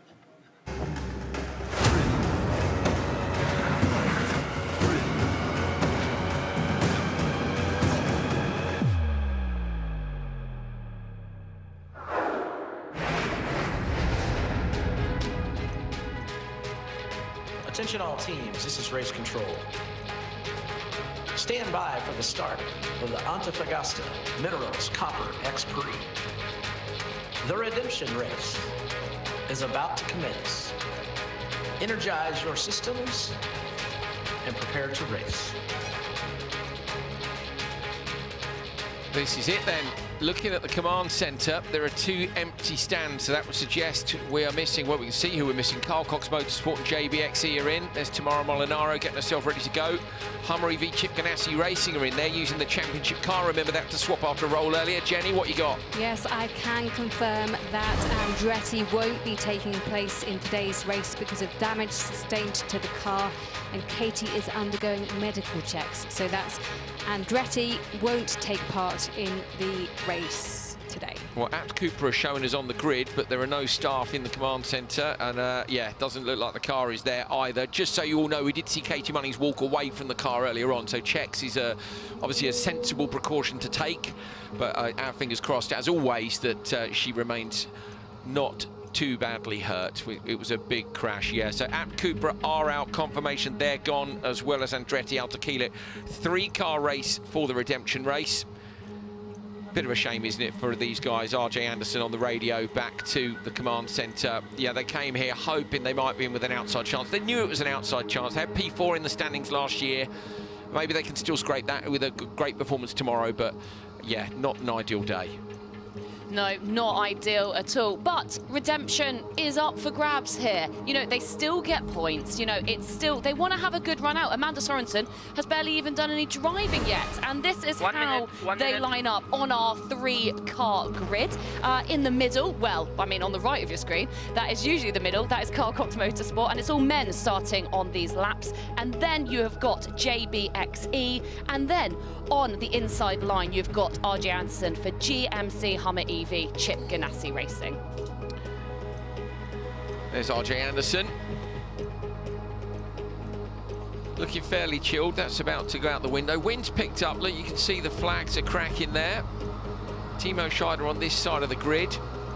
And Andreas Backer in the middle. Well, Marshall walking across. Are we holding for a minute? Yeah, we are. It looks like, to me, that Marshall's having a stroll when we had we had 10 seconds to the start. When a Marshall walks across in front of the cars at that point, I always think, yeah, are they really brave, or there's a delay? So there is a little delay. And talk about Marshalls, you could equally say Martians, because this place does look like Mars, doesn't it? I mean, it's desolate, it's dry, you know, it's all a very similar colour. Okay, it's, you know, it's a mine. 1 minute. Oh, we hear 1 minute. I mean, look at those flag. We do know that the wind's getting up in the afternoon, and so it's likely to be the same tomorrow as well. You can see it's about 35 miles per hour at the moment, and oh, goodness me, the conditions are pretty hot, very cold first thing in the morning, very cold at night, but hot in the middle of the day. And now in the command centre, they'll be feeling the heat. 28 degrees Celsius right now. It was a delay of just a minute to be able to get things back underway. Tamara's ready to go already. Race duration here is quite short, so you get yourself ready early for the run down to get in the car and go. That was Leah Block as well. Hyperdrive's off the line, pretty likely here for Backerud, Scheider and RJ Anderson. Great start by Scheider on this side. Really, really strong start, and then waits and uses the hyperdrive after he's got traction. That's absolutely stunning off the line by the Carl Cox Motorsport driver. It really is. Andreas Backerud into P2 and P3, RJ Anderson. So that is about the most obvious, sensible gap start we've had all weekend so far, Jenny Gow. Don't speak too soon. You know exactly what's going to happen. It's all going to go wrong. But anyway, GMC Hummer at the back, they're trying to catch JBXE, and then out in front it's Carl Cox Motorsport, and they have a relatively healthy lead at this point, and we haven't seen a normal race yet, so I'm not going to say anything too loudly. Yeah, well, don't jinx it too much. I was going to say, we're not in the market for normal, though, in Extreme E, are we? We like a bit of drama, but we don't like crashes like we've had so far. No, but certainly. It has been a very, very exciting weekend. So GMC Hummer EV Chip Ganassi Racing are dropping back a bit. They really haven't had long to get that car how they want it. Now, all these cars are the same, so you might say, well, why can't you just jump in it and everything's fine? Because your seat position, the length of your belts, enabling you to do a fast changeover, every single setting on the suspension. We're talking geometry, we're talking clicks on dampers and springs and roll bars, various different settings on the car, so they may not have got it exactly with one. Plus, every car just feels that little bit different. Yeah, how many miles has the championship car done? I suspect probably quite a few more than the factory car. It's not like a used rental car, Kelly. Well, I think you don't take it back and go, sorry. How many teams have borrowed it, Jenny? Yeah, how many teams? McLaren have definitely, but didn't McLaren borrow it and then bin it in Sardinia? So I'm not sure on it, but you always want to run your own car if you can, and they're just a little way off the back of the pack here. Yep. Yeah, Timo Scheider. Did they have full insurance, do you think, McLaren? A question for Laura. Yeah, I'm sure she'd go and ask you what was the excess. Yeah, a lot. Timo Scheider out in front. Very calm, very cool and collected in that car, even though the JBXC team are right behind them, just giving as much pressure as they possibly can. Yeah, Andreas Bakker is there to pick the pieces up if he can. Now, of course, if Scheider comes in this position, he hands the car over to Leah Block, who led really nicely earlier on today, and then there was a yellow zone which she got stuck in, and unfortunately she didn't release the pit button, which brings you down to your slow speed for safety if we put a yellow zone in. So that's normally if we have a stranded car, and Leo got overtaken by 2 cars. She'll have been frustrated with that, but she's 17, she's learning the trade, she knows how to pedal, she really does. So she's got experience. She's the ARA two-wheel drive rally champion this year with Rhiannon Gelsomino. She's been on the pace in Nitro Cross Next, she's been on the pace in Extreme E, she's got a drive in F1 Academy. She's one to watch. I'm looking forward to seeing her laps coming up. Certainly are. Just Scheider out in touch just a little bit, growing that lead. But can you see the wind is really whipping up, and actually there's sandstorms are all around there. JBXC's gone as well. So they were 2 seconds back, and they're now 15 seconds off the back. So JBXC have dropped out way behind Hummer EV Chickanassi Racing. Jenny, you're dead right. I actually think the wind will help the drivers in terms of visibility because it's clearing the dust more quickly. In dusty conditions, you want that dust to blow away. This one, it's not so bad because we've only got 3 cars in it and they're now well gapped. Have JBXC stopped? Let's check. No, they're still going, but I don't know what Andreas Bakker is out there and struggling with. I can't see it, but they're dropping back further and further as the time goes on. They'll now come into the switch, so they slam on the brakes, and there is the JBXC team, and they seem to be really coasting. Yeah, there's no punctures, are there? Nothing we can see that's too visible on the car, so not ideal. So JBXC continuing to have a tricky year. They are in fact the only team that haven't had a podium this year, so they're going to have one more chance at that tomorrow. We wish them luck with that. It's always nice to finish the season strongly. Silly season is kicking off. It won't be a very long silly season, I can tell you that, because we go in racing fairly early next year. And we know Leah won't be here. Yes, exactly. That. Yeah. She's decided to dedicate herself to her F1 Academy running, so another hole there to be filled. I was going to say, you know, you spent a lot of time in F1, Jenny. You know what those contracts are like. As a general rule, it's like, oh, now you're in F1, we don't want you doing anything dangerous. And I don't think they like the idea of jumps and dirt and things, do they? As a general rule. And the F1 Academy is a serious stepping stone to getting more females onto the grid, and this has proven to be such a good place for women to come in and learn their craft from absolute world champions, and they are every year getting faster and faster. They've seen, I think it's a 26% rise in the timings that the women have been able to post. So this all feeds in to hopefully one day getting an F1 female up there competing for a championship.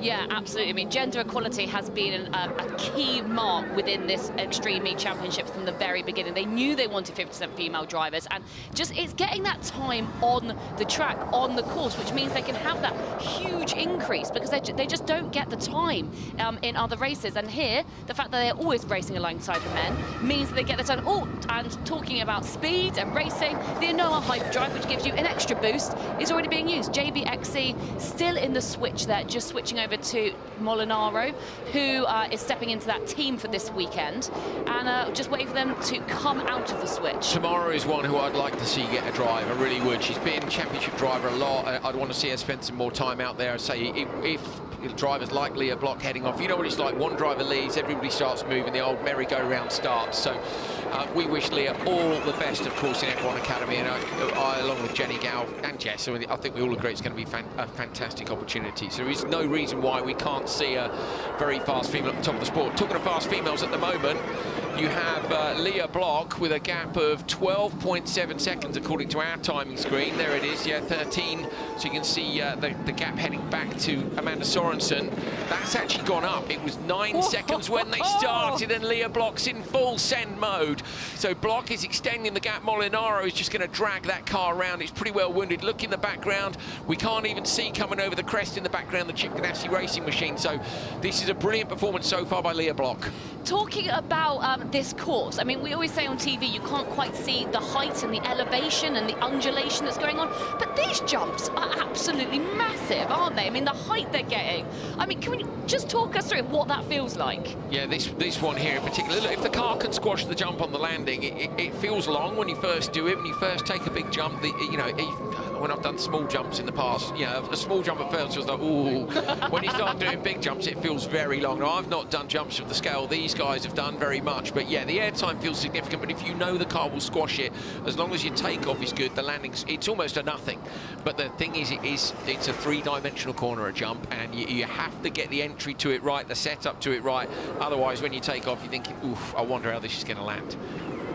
Amanda Sorensen continuing to try to chase down. She has taken around a second now, but for me, Leah Block, who's already onto the last lap, is sitting pretty here.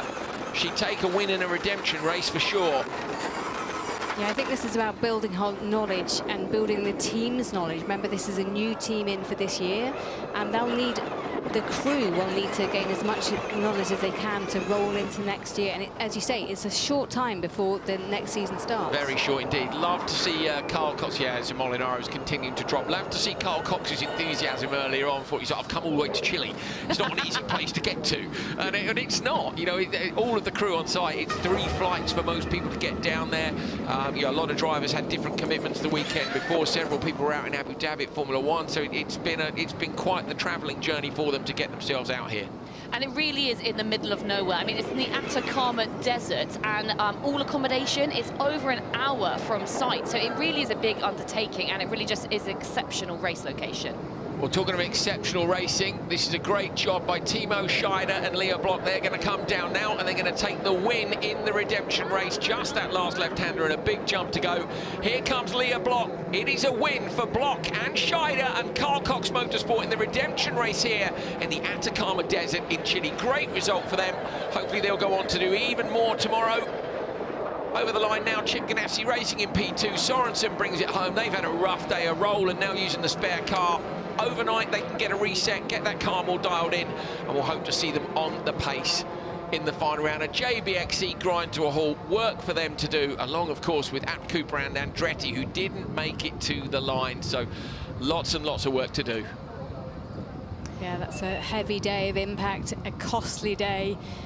And as you say, overnight, there's going to be a lot of people trying their hardest to get their cars back up and running. Yeah, and goodness, redemption race, and also our most calm race of today. Glad to see no more injuries happening, no more crashes, and what we've got coming up is the grand final. Yeah, can't wait. Round 9 finale coming up. Who's going to win and who's going to remain in that championship fight? 4 of our title fighters are going to be aiming for the win today.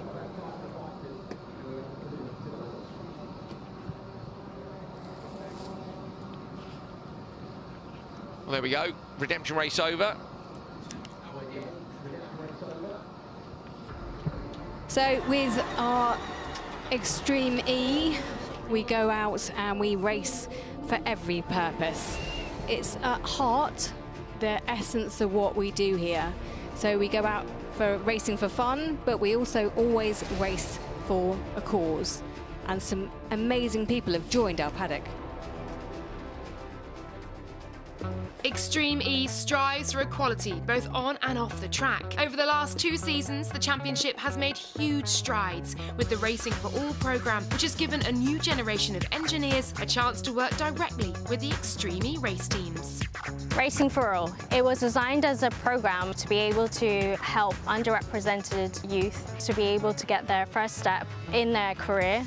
Racing for All can be an amazing opportunity for a student to get into the sports industry and just understanding how a team works behind the scenes, because on TV you only see some parts of it. I think it's amazing that Extreme E is providing these opportunities for young students to get involved in the motorsport. Many series will talk about giving opportunities, but I like how Extreme E has practically implemented this decision. Racing for All was born out of the report called the Hamilton Commission, which Lewis Hamilton produced a number of years ago, and that looked at underrepresentation of motorsport in certain groups, and we wanted to take that and make it a global initiative. Racing for All, it's there to provide someone an opportunity to enter into the motorsport sector. One of the requirements is that you need to have less than 1 year's experience within the motorsport sector. A good thing about the Racing for All initiative is that you don't need experience, and I don't have any. So that was something that really drew me to this opportunity. The main involvement that I have within the team as a junior engineer is monitoring onboard systems within the car, making sure that the tyre sensors are all calibrated. It's a really nice opportunity to work with the mechanics. When we set out this program last year, we had one goal in mind. At the end of season 3, we were going to achieve half the paddock taking a Racing for All candidate. In Scotland, we achieved just that. We had 5 candidates from 5 different teams in the paddock. Being in the Extreme paddock has definitely solidified that I want to be a race engineer, trackside engineer. It's one thing doing the theory, watching ideally from the couch, watching on F1 and the TV, but actually being in the paddock, being there in person, it has solidified that I want to do this. Racing for All is such an important initiative because motorsport has generally been a very narrow demographic, and we're trying to widen that. Racing for All mirrors the values of Extreme. We're about gender equality, inclusivity, and Racing for All offers that opportunity for people. I think Racing for All is a wonderful program and gives a brilliant opportunity to all students out there.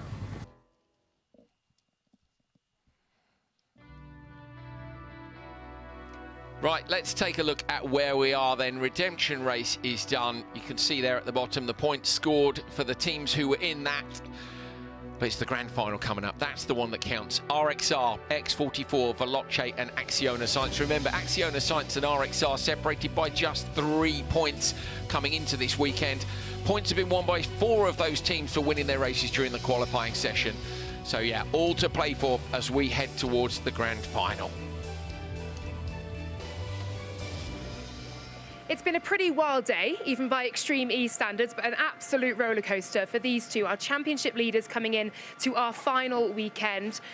Leia, just try and sum it up. From qualifying from the first race this morning to now, you've made it through to this final. How topsy-turvy has this been? Yeah, it feels so bad after Quali 1 with a mechanical problem that was not under our control. It was a pity. So it looks, at that moment, looks so hard to get to the final, but we did our job in the Q2. As best as we could, and happy to be in the final because now it's like a restart, and let's push. Absolutely, championship up for grabs as well. Matthias, obviously you'll be going off the start alongside all of the other male drivers. What is your mindset there? Yeah, it's like always, you try to have a good reaction time and time the hyperdrive good, and I mean, nice to be in the top gang for sure, but if you can lead the race to have a clean windscreen makes a big difference. But we will do our best, and still 4 hard laps to go. Absolutely, and quickly, Leia, as well, looking at the championship, you'll be keeping a very close eye on Rosberg X Racing as well. Just 3 points between the two of you coming in. Yeah, we are, I mean, the fight is so close, everything can happen. We saw it already in the both qualis, so yeah, we will try to fight. I think it's important to not think too much, just do our best, push, and let's see. I've no doubt you'll be in the fight. Thank you both very much indeed. Best of luck to Acciona Science and indeed our other 4 finalists as well. This is it. It is time for our grand finale of round 9.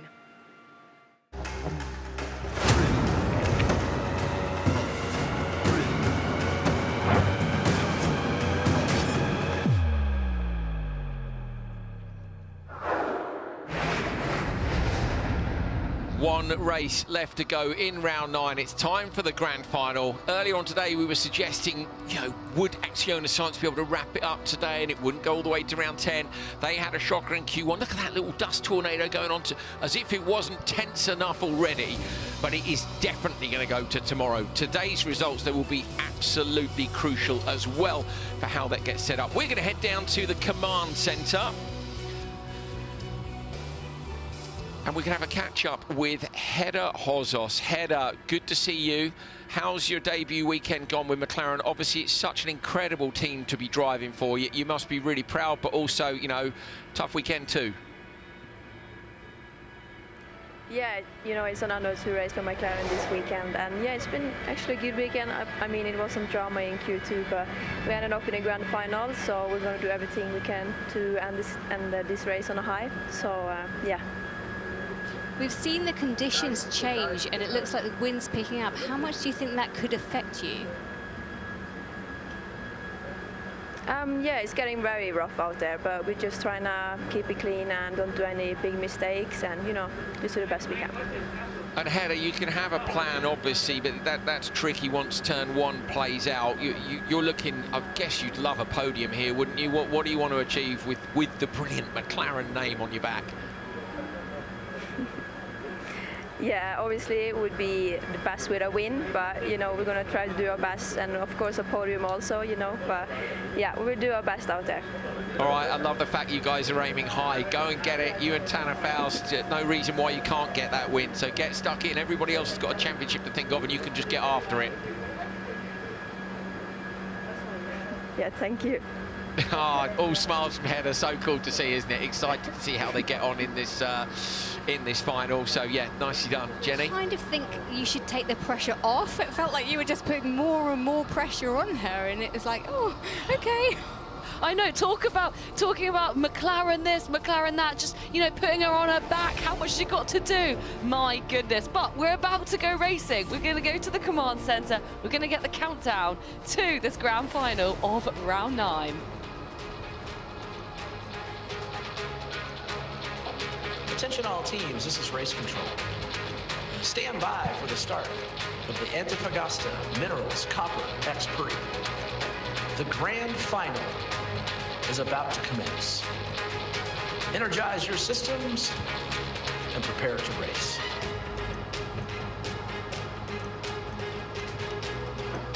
So teams at the ready. A few minutes before we start, 2-3 minutes we're hearing from race control before we get underway. Okay, so 3 minutes. Okay, interestingly, Molly Taylor is there in the command centre. They said earlier on they didn't think they were going to be able to make it. So have Veloce, well, they must have. Why bother turning up? Veloce then have managed to get the job done and get the car repaired in time to head out. So that means we've got 4 of the 5. Earlier on they weren't sure whether or not they would. So we saw 2 cars not make the start in the redemption race. We've got McLaren in there. Header will be looking for a great result. So will Tanner. Tanner got caught up on the back of RXR earlier on, so his wheel got pulled into the back of RXR, and yeah, unlucky for him. They got the penalty for that, of course, but this could be a hell of a race. Well, and this is how we are lining up then. It looks like it is going to be a 5-car race. So, in lane 1, we have got RXR, who are going to be looking to slam it down. Right next to them is X44 Vida Carbon Racing. Fraser McConnell, because it's all men starting in this race. They'll do 2 laps. In the middle, it is Veloce. They are taking to track in this grand final. Kevin Hansen there. Then in lane 4, we have got Tanner Faust for Neon McLaren. And then on the outside, inside line, we have got Axiona Sainz and Matthias Ekstrom. Wow, 5-car race. Let's go. Ekstrom, just with a little pull on the belts, look, getting himself good to go. You can see the bits that say pull on his belts, that's an extension to allow them to undo the belts quickly, loosen them off, ready for the next driver to get in. That middle slot on the grid, that was where Timo Scheider got that incredible start in the redemption race. It's proved to be decent all day, though it didn't play out for RXR earlier on today. Tell you what, we've got some real heavy hitters in this grand final. If you look at all of the people that are in contention for this championship, they're there. Well, for a start, you've got 7 World Rallycross Championships, haven't you? Ekstrom's got 1, Kristoffersen's got 6.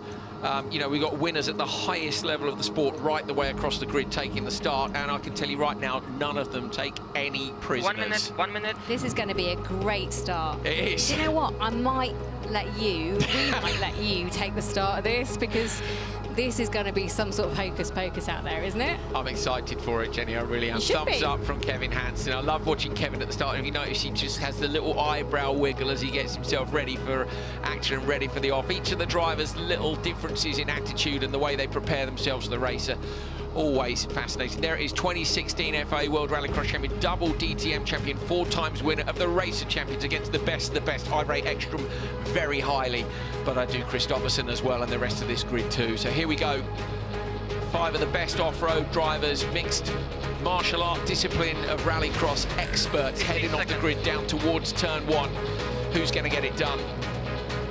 Expected Noah hyperdrives left, right and centre. Round 9 up for grabs. Who's going to come out of this one with the advantage in the championship? Green light and away in the middle of the grid. It wasn't a good start for Kevin Hansen. He's been left on the line, so retirement from Veloce at the start. RXR with a brilliant start. X44 on the inside line. Fraser McConnell got passed by Christopherson earlier. They are 4 wide on the run down to turn 1. Ekstrom with the whole shot. Christopherson looks up the inside of McConnell. Gets into P2. Fraser drops down to 3rd. Tanner Faust now trying to come around the outside. The Jamaican driver just hooks up the rear right wheel of the McLaren. Drops down a place. The leader is Matthias Ekstrom. P2 Johan Christopherson. 1 and 2 in the championship. 1 and 2 in this final. Here we go. Yes, this is absolutely what we wanted to see. Sainz just staying in there and RXR just doing everything they can. It looks like they're going around the inside. Have they got that space? They haven't done it, unfortunately for them, but there's plenty more opportunities. And there's barely anything between those, but oh my goodness, what a shame. That's the Veloce machine pulled up. I reckon they took the start there just to not get a DNS, which would mean that they wouldn't get the points. So it's a good decision by them, but a shame not to see them. They'll be back tomorrow. But Acciona Sainz, look, that was a championship point update, bottom right of your screen. If you needed to know, it is exceptionally close between them. I'm so pleased to see them both in the final. After the day they've had, being turned around, retiring from races, they're both in there, and we're going to go right down to the wire tomorrow in round 10. But round 9 still to settle first of all. At the minute, advantage Matthias Ekstrom, 0.82 of a second over Johan Christopherson, long-time competitors. And they go into this Continental Traction Challenge. Still, Sainz leads the way, but RXR at the moment have the point for the Continental Traction Challenge. So they lead that. So just watch this space. This is not done yet. Yeah, and of course that can go right down, Jenny, to this race. So yeah, as you say, whoever's quickest here can get it. It was Acciona Sainz till they had their time taken away for double use of the hyperdrive. RXR then to the top of the table. 2 points for that. They each got a point, of course, winning their qualifying races earlier on today. So super equal between them, really. They couldn't have scored more evenly than they have done today. Could go into tomorrow almost equal on points. So 2 laps for the first drivers, 2 laps for the second drivers. They switch in the switch zone, which can also cause all sorts of problems for them. But at the moment, it's Ekstrom out in front with Christopherson following. They're really evenly matched, aren't they, the gaps? Yeah, they are. McConnell's in there too. Look, Tanner Faust less than 4 seconds, spreading across the entire top 4 here, up towards the crest earlier. This is where Anderson rolled the car, hooking up on the inside. The dust is quite bad, as we say. The track's definitely dried out as the day's gone on. 27 degrees now, temperatures dropping as we head later into the afternoon in Chile. Up and over the crest, Christopherson closing down a little. Ekstrom is really sideways. Christopherson had to change his angle there in the corner, got slightly early in. Over the crest and down into the left-hander. This is in the Traction Challenge. Wow, you can just see how much dust is really kicking up this cross-section where they're dragging the dust with them.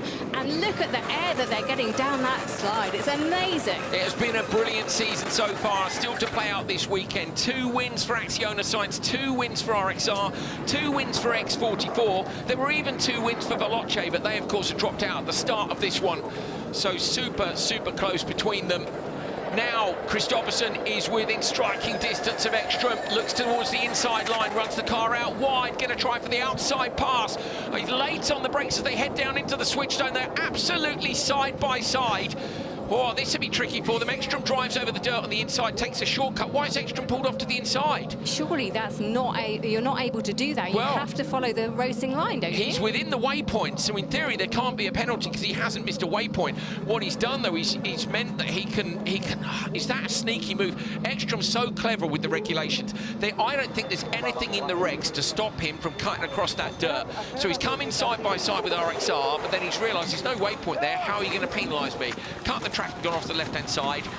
Very, very clever. The other thing he didn't want is to come in with RXR next to him. If you then can't get into your pit slot, you can lose time. So Ekstrom and Christopherson, the masters of tactics. I mean, we'll leave that one to the stewards, shall we, and see what comes back with. But we're in the switch now, and it couldn't really be closer. We wanted a good final on round 9, and we are getting it. They are literally, nothing is separating them. We have got Cristina Gutierrez going in for X44 Vida Carbon here. She has been a weapon. And speaking of weapons, Laia Sanz, who was, you know, she hasn't even been in cars for that long. Laia Sanz saying she couldn't see. Is that the dust that's blowing across the car? She's looking for the signal and she can't see it, so Sanz needs to get released super close now. They're telling her to go. She couldn't see because of the dust. So the dust blowing up at just the wrong moment. We've got 4 cars leaving the switch zone here. Laia Sanz, Michaela Arlen-Kotlinski, Christina Gutierrez and Hera Hozos within a couple of seconds of each other. It was 0.083, and we've heard from the stewards, no problem for Ekstrom. He's a genius of that kind of thing, and he's pulled it off again. Yeah, absolutely. And can we just recap on the actual championship points at the moment, because there's only 3 that separates Acciona Sainz from Rosberg X Racing. Rosberg X Racing are in 3 points behind them. This could make all the difference. Worth pointing out that Arlen-Kotlinski, with that delay for Laia Sanz, is now in the lead. So RXR have got out in front line, looking to the inside line. Laia Sanz trying to find a way past. So a disaster for her on the release, but she looks to the inside again, maybe compromises the entry speed. You're on board with Sanz. She runs the car wide, looking for exit speed. Sideways for RXR. Laia Sanz gets a better run down the hill. Both onto the exit. No hyperdrive for the Laia Sanz and the Acciona Sainz squad. Oh, just has to tuck back in behind the RXR machine. Raggedly sideways, desperately hanging on to that. That's been a hell of a ride. I mean, she's really having to go for this and trying everything, but every way she tries, she's blocked, and she's got Gutierrez right behind her, so the 3 of them come down the hill almost at the same time. She's trying to go to the inside. She's trying everything she can. I think Arlen-Kotlinski went a little bit wide, giving Sainz just an opportunity to get through. So looking at our screens, we're still saying that RXR has got a hyperdrive. I understand completely why Sanz used it where she did. It was a good opportunity to try and pass. 3 different onboards there through the left-hander now. Just a lap to go for round 9. Laia Sanz has got great exit speed. There's the one of the big bumps. Remember the one that fired Clara Anderson way off track earlier on today. Through the long left now, coming up towards the start-finish line. 1 lap to go. Gutierrez is in the mix as well. Traction challenge at the minute going to RXR. So at the moment they will get the extra 2 championship points for that, and that will close it up even tighter. Gutierrez on the inside line of Laia Sanz. Late on the brakes. Can she make that pass up the inside again that she did earlier on today? She can't. Laia Sanz runs the car wide into the dirt on the outside. She knew Gutierrez was coming. She didn't let the pass happen. Gutierrez passed Mullings earlier on there today. Not this time, though. Gutierrez with that has actually dropped back from the leading 2. Yeah, she's just dropped back, but these 2 are just challenging every step of the way. And you can see Laia Sanz is trying to work out how is she going to get past this car? How is she going to get past Arlen-Kotlinski? Can she do it on the inside here? No option for that. Can she do it on the outside? She is taking every opportunity to try and find a way past. Can she do it now? This is a golden opportunity. For me, with the RXR having the hyperdrive left, they've got 1 chance to defend it. Laia Sanz has better pace through this left-hander into the right now. Up and over the crest of the back. When are they going to use it? There's hardly any of the lap left unless we've missed it. Sometimes we don't get the indicator. It might be that, or it might be that she's just waiting until right at the very end, and if she loses the lead, she'll do it then. But at the moment, she's extended that lead just a little bit, but that is enough at the moment to just keep her safe. So will they use it on the run down to the finish line? You're on the final lap of round 9. It's been an epic battle all season long. I say 2 wins apiece for the 3 teams who are in the top 3 positions here. Arlen-Kotlinski through the left-hander, just a couple of bumps to avoid now. It couldn't be closer in championship points. It couldn't be closer as we come down to the finish line. She uses the Unoa hyperdrive to blast the RXR machine over the line and take the checker flag in round 9. Acciona Sainz right there with them. It's almost a photo finish between our championship rivals, and they will have to do it again tomorrow to decide the champions of season 3. Oh, what a reaction. Amazing team. Thank you, says Arlen-Kotlinski. That was a hell of a race. That's the race of the season so far. Yeah, look at the smile on that face of Arlen-Kotlinski. They've been through it, and my goodness, they're absolutely hyped. It's joy and relief. Now the deep breath, joy and relief, absolutely brilliant stuff. Johan Kristoffersson and Michaela Arlen-Kotlinski become the first team this year to take 3 wins. That will give them the lead in the championship standings. I think they've held on probably. Let's take a look at the sector times. Oh, Ekstrom's got sector 3. So will the traction challenge have changed hands or not in that final race? We can bring you an update on that in a minute, but how close between our top 2 teams? Please, can we have that again tomorrow, Jenny? Do you know what? You can hear The elation, the absolute elation. She had to hold on for that. And look at that, the Continental Traction Challenge, Rosberg X Racing stay the fastest, so they get the extra 2 points. And as you said, absolutely vital for this championship. Does that make it that they go in neck and neck? I think it's going to be close. Just look at this, though. 0.2 of a second across the top 4 teams in the Continental Traction Challenge. That is the male and the female driver together. That is how close the top 4 teams are in this series this year. It's been brilliant, and we've got one more day to go. I'm so excited for tomorrow. What a race for round 9. Yeah, absolutely. So, yeah, RXR are going to get 25 points for the win. They're going to get an extra 2 points for the Continental Traction Challenge. Jess has been on the mountain. Hey, look at that. We love to see it. My goodness. You can just see how much it means to them. So, Jess, maths, 25 plus 2. Did That's they win 27. 1 or 2 of their races earlier today? They won 1, I believe. So 28 out of 29. It's almost a maximum score. Yeah. Acciona Sainz. Well, they came in second there, so they've got 18 points. And then what happened earlier? There's been so much going on. Jess, this is why we only asked you to do the maths, Jess. No, I'm kidding. We got paperwork everywhere. If I tell you that the grids for this turned up about 3 minutes before the race because of the amount of appeals, the stewards have been incredibly busy today. Teams at this stage in a championship, you make appeals left, right, and centre to try and get your points back, and that's what today has been like. But I am just so stoked on that final race. Absolutely incredible encounter. So is Michaela is absolutely delighted. She worked so hard for that. Yeah, absolutely. Yeah, and just the battles. I mean, how close it was between all of the cars. Those female drivers absolutely ragged it. I don't think we've seen that many races be that close from the start of, for all 4 laps. There was barely anything in it. Such a shame for Veloce. They came in 5th place. In 4th, it was McLaren. Then 3rd place, it was the X44 Vida Carbon Racing. 2nd place, Acciona Sainz. Look at that, 0.35 seconds, and RXR finishing 1st. Absolutely brilliant job by RXR, taking their 3rd win of the year. P1 and P2 to our championship fighters. What a race for round 9. Absolutely, we're beaming from ear to ear in here. I hope you guys are at home as well. We wanted it to go down to the wire. Normally somebody has a bit of a shocker, but it hasn't. And yeah, we need to figure out if there's any more than the 2 teams left. I reckon with them getting such good results today, it may be just Acciona Sainz versus RXR, but we'll see.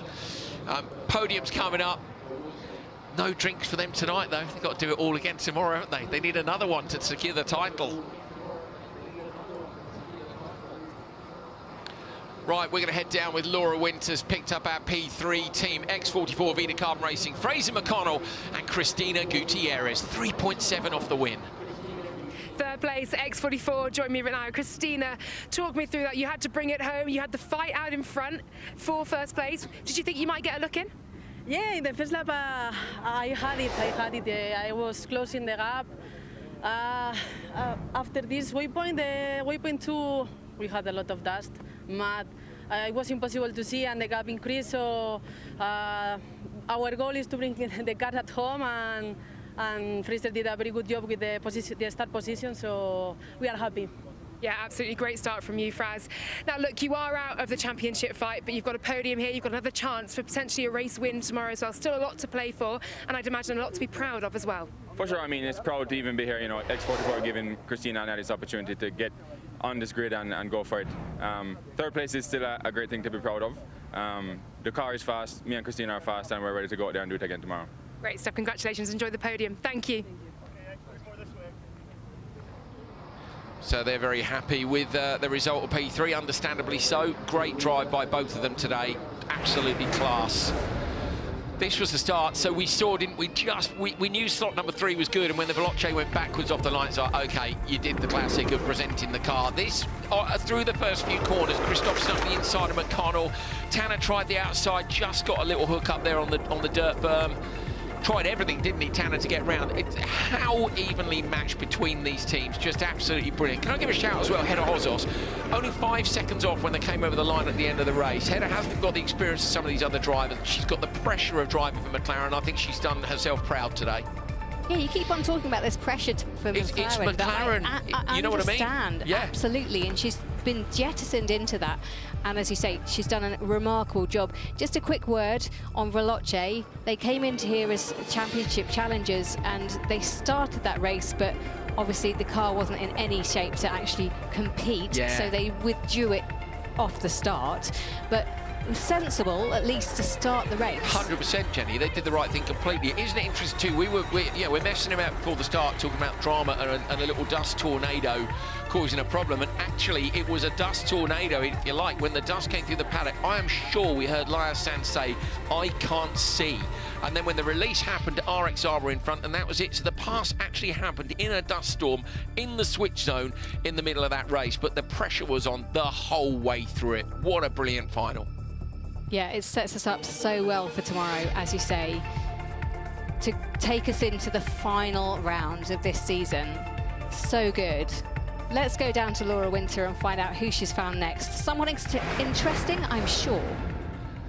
Oh, second place, we're going to head down to have a catch-up with Laia Sanz and Ekstrom. Acciona Sights, it is second place and only just Laia. I'm going to come to you first. That was the most almighty battle that we saw for first place there between you and Michaela Arden-Koslinski. What was it like in the driver's seat? Yeah, it was a pity that I couldn't see in the pit, and I lost there a lot of chances to win the heat. Anyway, I was trying to push, to pass. I think I had a bit better rhythm, but I couldn't pass her. She was changing the line so much. I didn't want to crash, but let's see tomorrow. It's still one day to go, and everything can happen. One day to go, 6 points in it now. There's still a lot of fight out there, Matthias. We could see that from you from the start you had. Yeah, I had a good start, so that was good. And also the first 2 laps was pretty exciting with Johan. And then into the switch, I had a big wiggle, so I was a little bit out of shape. And yeah, then Mother Luck didn't were on our side. So when Laia were to leave the pit bay, it was a storm in the pit lane, so she couldn't see the light. And for sure, it was a bit frustrating to see that we couldn't really leave the pit lane in a normal speed. But anyway, congratulations to Johan and Michaela. They deserved the win. They did a good job today, but we will try better tomorrow. The fight goes on to tomorrow. Thank you both so much. Congratulations. Enjoy the podium. Such long-term rivals, Matthias Ekstrom and Johan Kristoffersson, certainly in recent years in the World Rallycross Championship, then of course through to Extreme E as well. Brilliant to see that fight. What's going to happen tomorrow? Our winners, Arlen-Kotlinski and Kristoffersson. Rosberg X Racing, first place in round 9 and a 6-point lead in the championship. Michaela, that defence was epic. One of the best races we've seen in Extreme E. Sum it up for us from your seat. Oh, well, thank you. No, I just tried to keep it tidy and keep Laia behind, but it was tight racing. But also, I mean, you won great start and really close to Matthias and into the switch. So yeah, it was a great team effort. Guys and girls been working so hard, so it's nice to be taking home the win. You have the lead heading into tomorrow. What a battle that was with Matthias as well. I think he enjoyed that one, did you? Yeah, it was really nice. I was actually watching Michaela and Laia drive, and they both drove fantastically. It was a nice race to watch. But then also it was a lot of talking with Matthias during when they drove, because it was a great race in between me and Matthias, and yeah, I really enjoyed the battle. And yeah, Matthias knew exactly what I was up to a couple of times, and then also he had a party trick in the switch zone, which we eat that cake in the end of that switch zone. So, but yeah, tomorrow it's a new day, and yeah, for the first time in the championship lead. So yeah, will be an exciting day tomorrow. The fight goes on to tomorrow. Thank you both so much. Enjoy every moment of the podium. Congratulations. Thank you. Well, well, well, this really is shaping up to be something special. Let's look at the championship points. So, new leaders, we've got RXR, 164 points. And in second now, it's Acciona Sights, 6 points behind with 158. Coming in third, Veloce Racing, 129 points. Then in fourth, GMC Hummer EV Chip Ganassi Racing. And number 5 is X44 Vida Carbon. Then, looking at the bottom of the ladder is Abt Cupra in 6th. In 7th, it's Andretti Autokilit. And 8th, Neil McLaren. 9th, Carl Cox Motorsport. And rounding things up in 10th place, it is JBXE.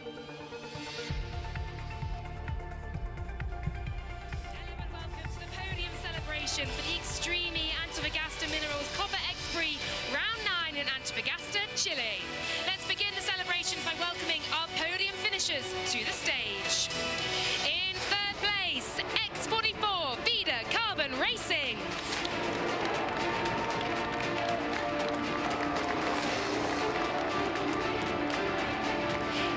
In second place, Acciona Science XE Team.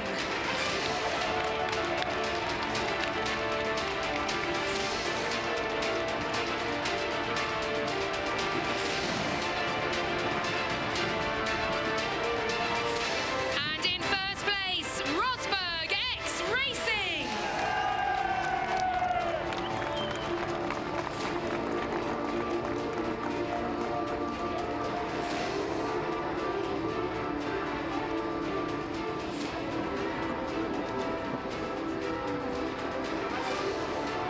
Now please be outstanding for the winning team's national anthem.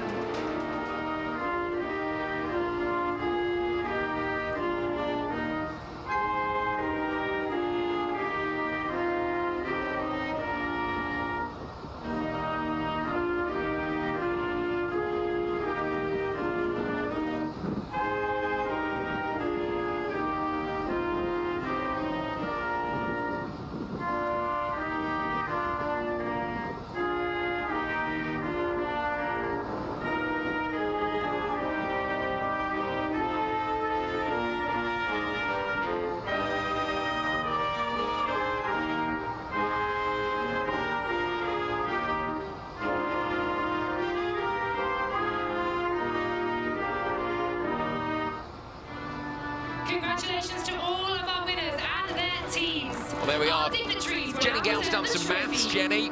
We think we've got an idea of who's left in it tomorrow, don't we? Yes. So there are 6 points between RXR and Sainz. Just 6 points. So that means it all comes down to tomorrow and the battle between those two. We don't think anyone else can get themselves back into a fight for the first place, for the championship decider. So it just comes down to these two on the podium. They will battle it out. I wonder how well they'll sleep tonight. I think after today, if you think about RXR, the puncture when the McLaren got hooked up on the back of Johan and the tyre was off the rim, and yeah, you think about the fact that in that same race, Acciona Science retired, we were like, my goodness me, the other teams are going to get back into it. So it's 29 points from P2 back to Veloce in P3. 29 is the maximum score, so they can only equal P2. So it's a two-way fight tomorrow. 2 qualifying sessions and 1 final. They've got to do well in quali. If they don't, you know, one ends up in the grand final and one ends up in the redemption race, that's it, game over. So they must make the same final. Doesn't actually matter whether they both make the redemption or the grand final, and then it will come down to what that points gap is. 6. Jess, what was the difference between P1 and P2 in points? 25? Yeah, 25 points for a win, 18 points for second place. And what's the gap? Well, it's 6 points. There we go. So the traction challenge comes into it. 100%. The points for winning the sessions come into it tomorrow. Every single lap of this dusty, bumpy, Mars-like, challenging Antofagasta circuit is going to count tomorrow, isn't it? Yeah, absolutely. I mean, and just look at how much fun they're having. I've written a few words down here, right? And the first one was passion, because Michaela Arlen-Kotlinski actually came over. My goodness, you just see how much it means to them. I have to say, like, RX are quite a cool, collected team when, you know, when they're in race mode, and then it just all comes spilling out. Another word for you, carnage. Had a couple of messages. I'll take that one. And a couple of messages from the events team, who shout out to all of those on site who get this done, and the recovery team who have been very busy putting all the cars out today. It has been carnage. Johan and Matthias, look, having a word on the podium. I love that. 2 fierce rivals, but with an enormous respect for themselves. There have been some incredible races between those two. Now working with their teammates, and it was an incredible race for their teammates as well. Jenny, wow. I tell you what, tomorrow is going to be epic.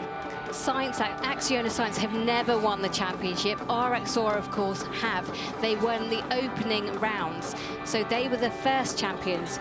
X44, the second champions. Who will be ending tomorrow as a champion? Will it be RXR? Will it be Acciona Science? Well, I mean, Acciona Science have got their boss in town, have they not? So Carlos Sainz, he is on site. He's going to want to go home with the championship tomorrow. He's not going to want to give it over to RXR, that's for sure. I think they're going to be a little bit gutted as well when they think that the dust came in just at the wrong second per not to see the release light. That would have put her out in front. Could she have then kept the door shut on Michaela? Maybe, probably. In which case they would have taken that 5-point lead and it would have gone the other way. In fact, it would have been, we're thinking about it, if they'd got the win, I think we'd have gone into tomorrow 1 point apart.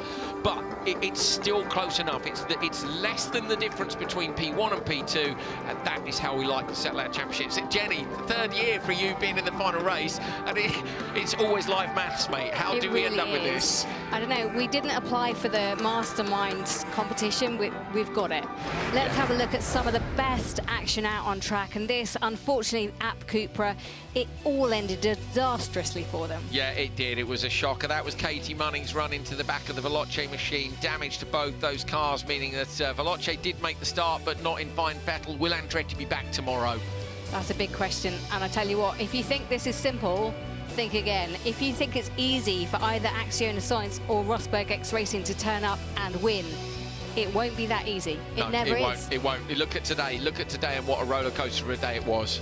Yeah, and I mean, talk about extreme. We talk about the dust that came in, but this is extreme E. It's extreme conditions. It's extreme racing. It's extreme emotions. It's just absolutely wild. We love it. We wanted a showdown of a final, and we are getting one. We certainly are. Jess, I want to say thank you to you and to Laura Winter on site as well. Jenny, so good to have you back in the commentary box. So proud of you, mate. It's fantastic to have you here with us. Brilliant job by Jenny Gow today, and we can't wait to have you with us for round 10 tomorrow. So welcome back, mate.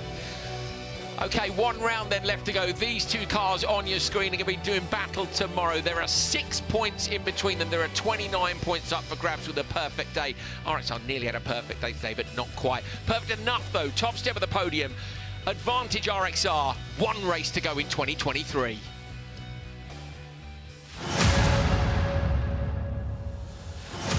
It's all still to play for at the Copper X Prix. On a roll! Big roll! Oh, massive hit! And a roll! Munnings has gone over after running out the back of the stricken Veloce. Christopherson looks up the inside of McConnell.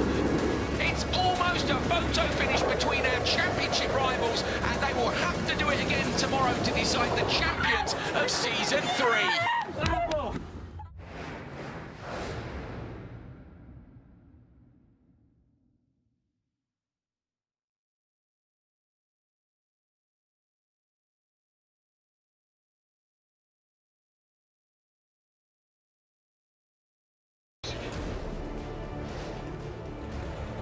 Hard to drive now.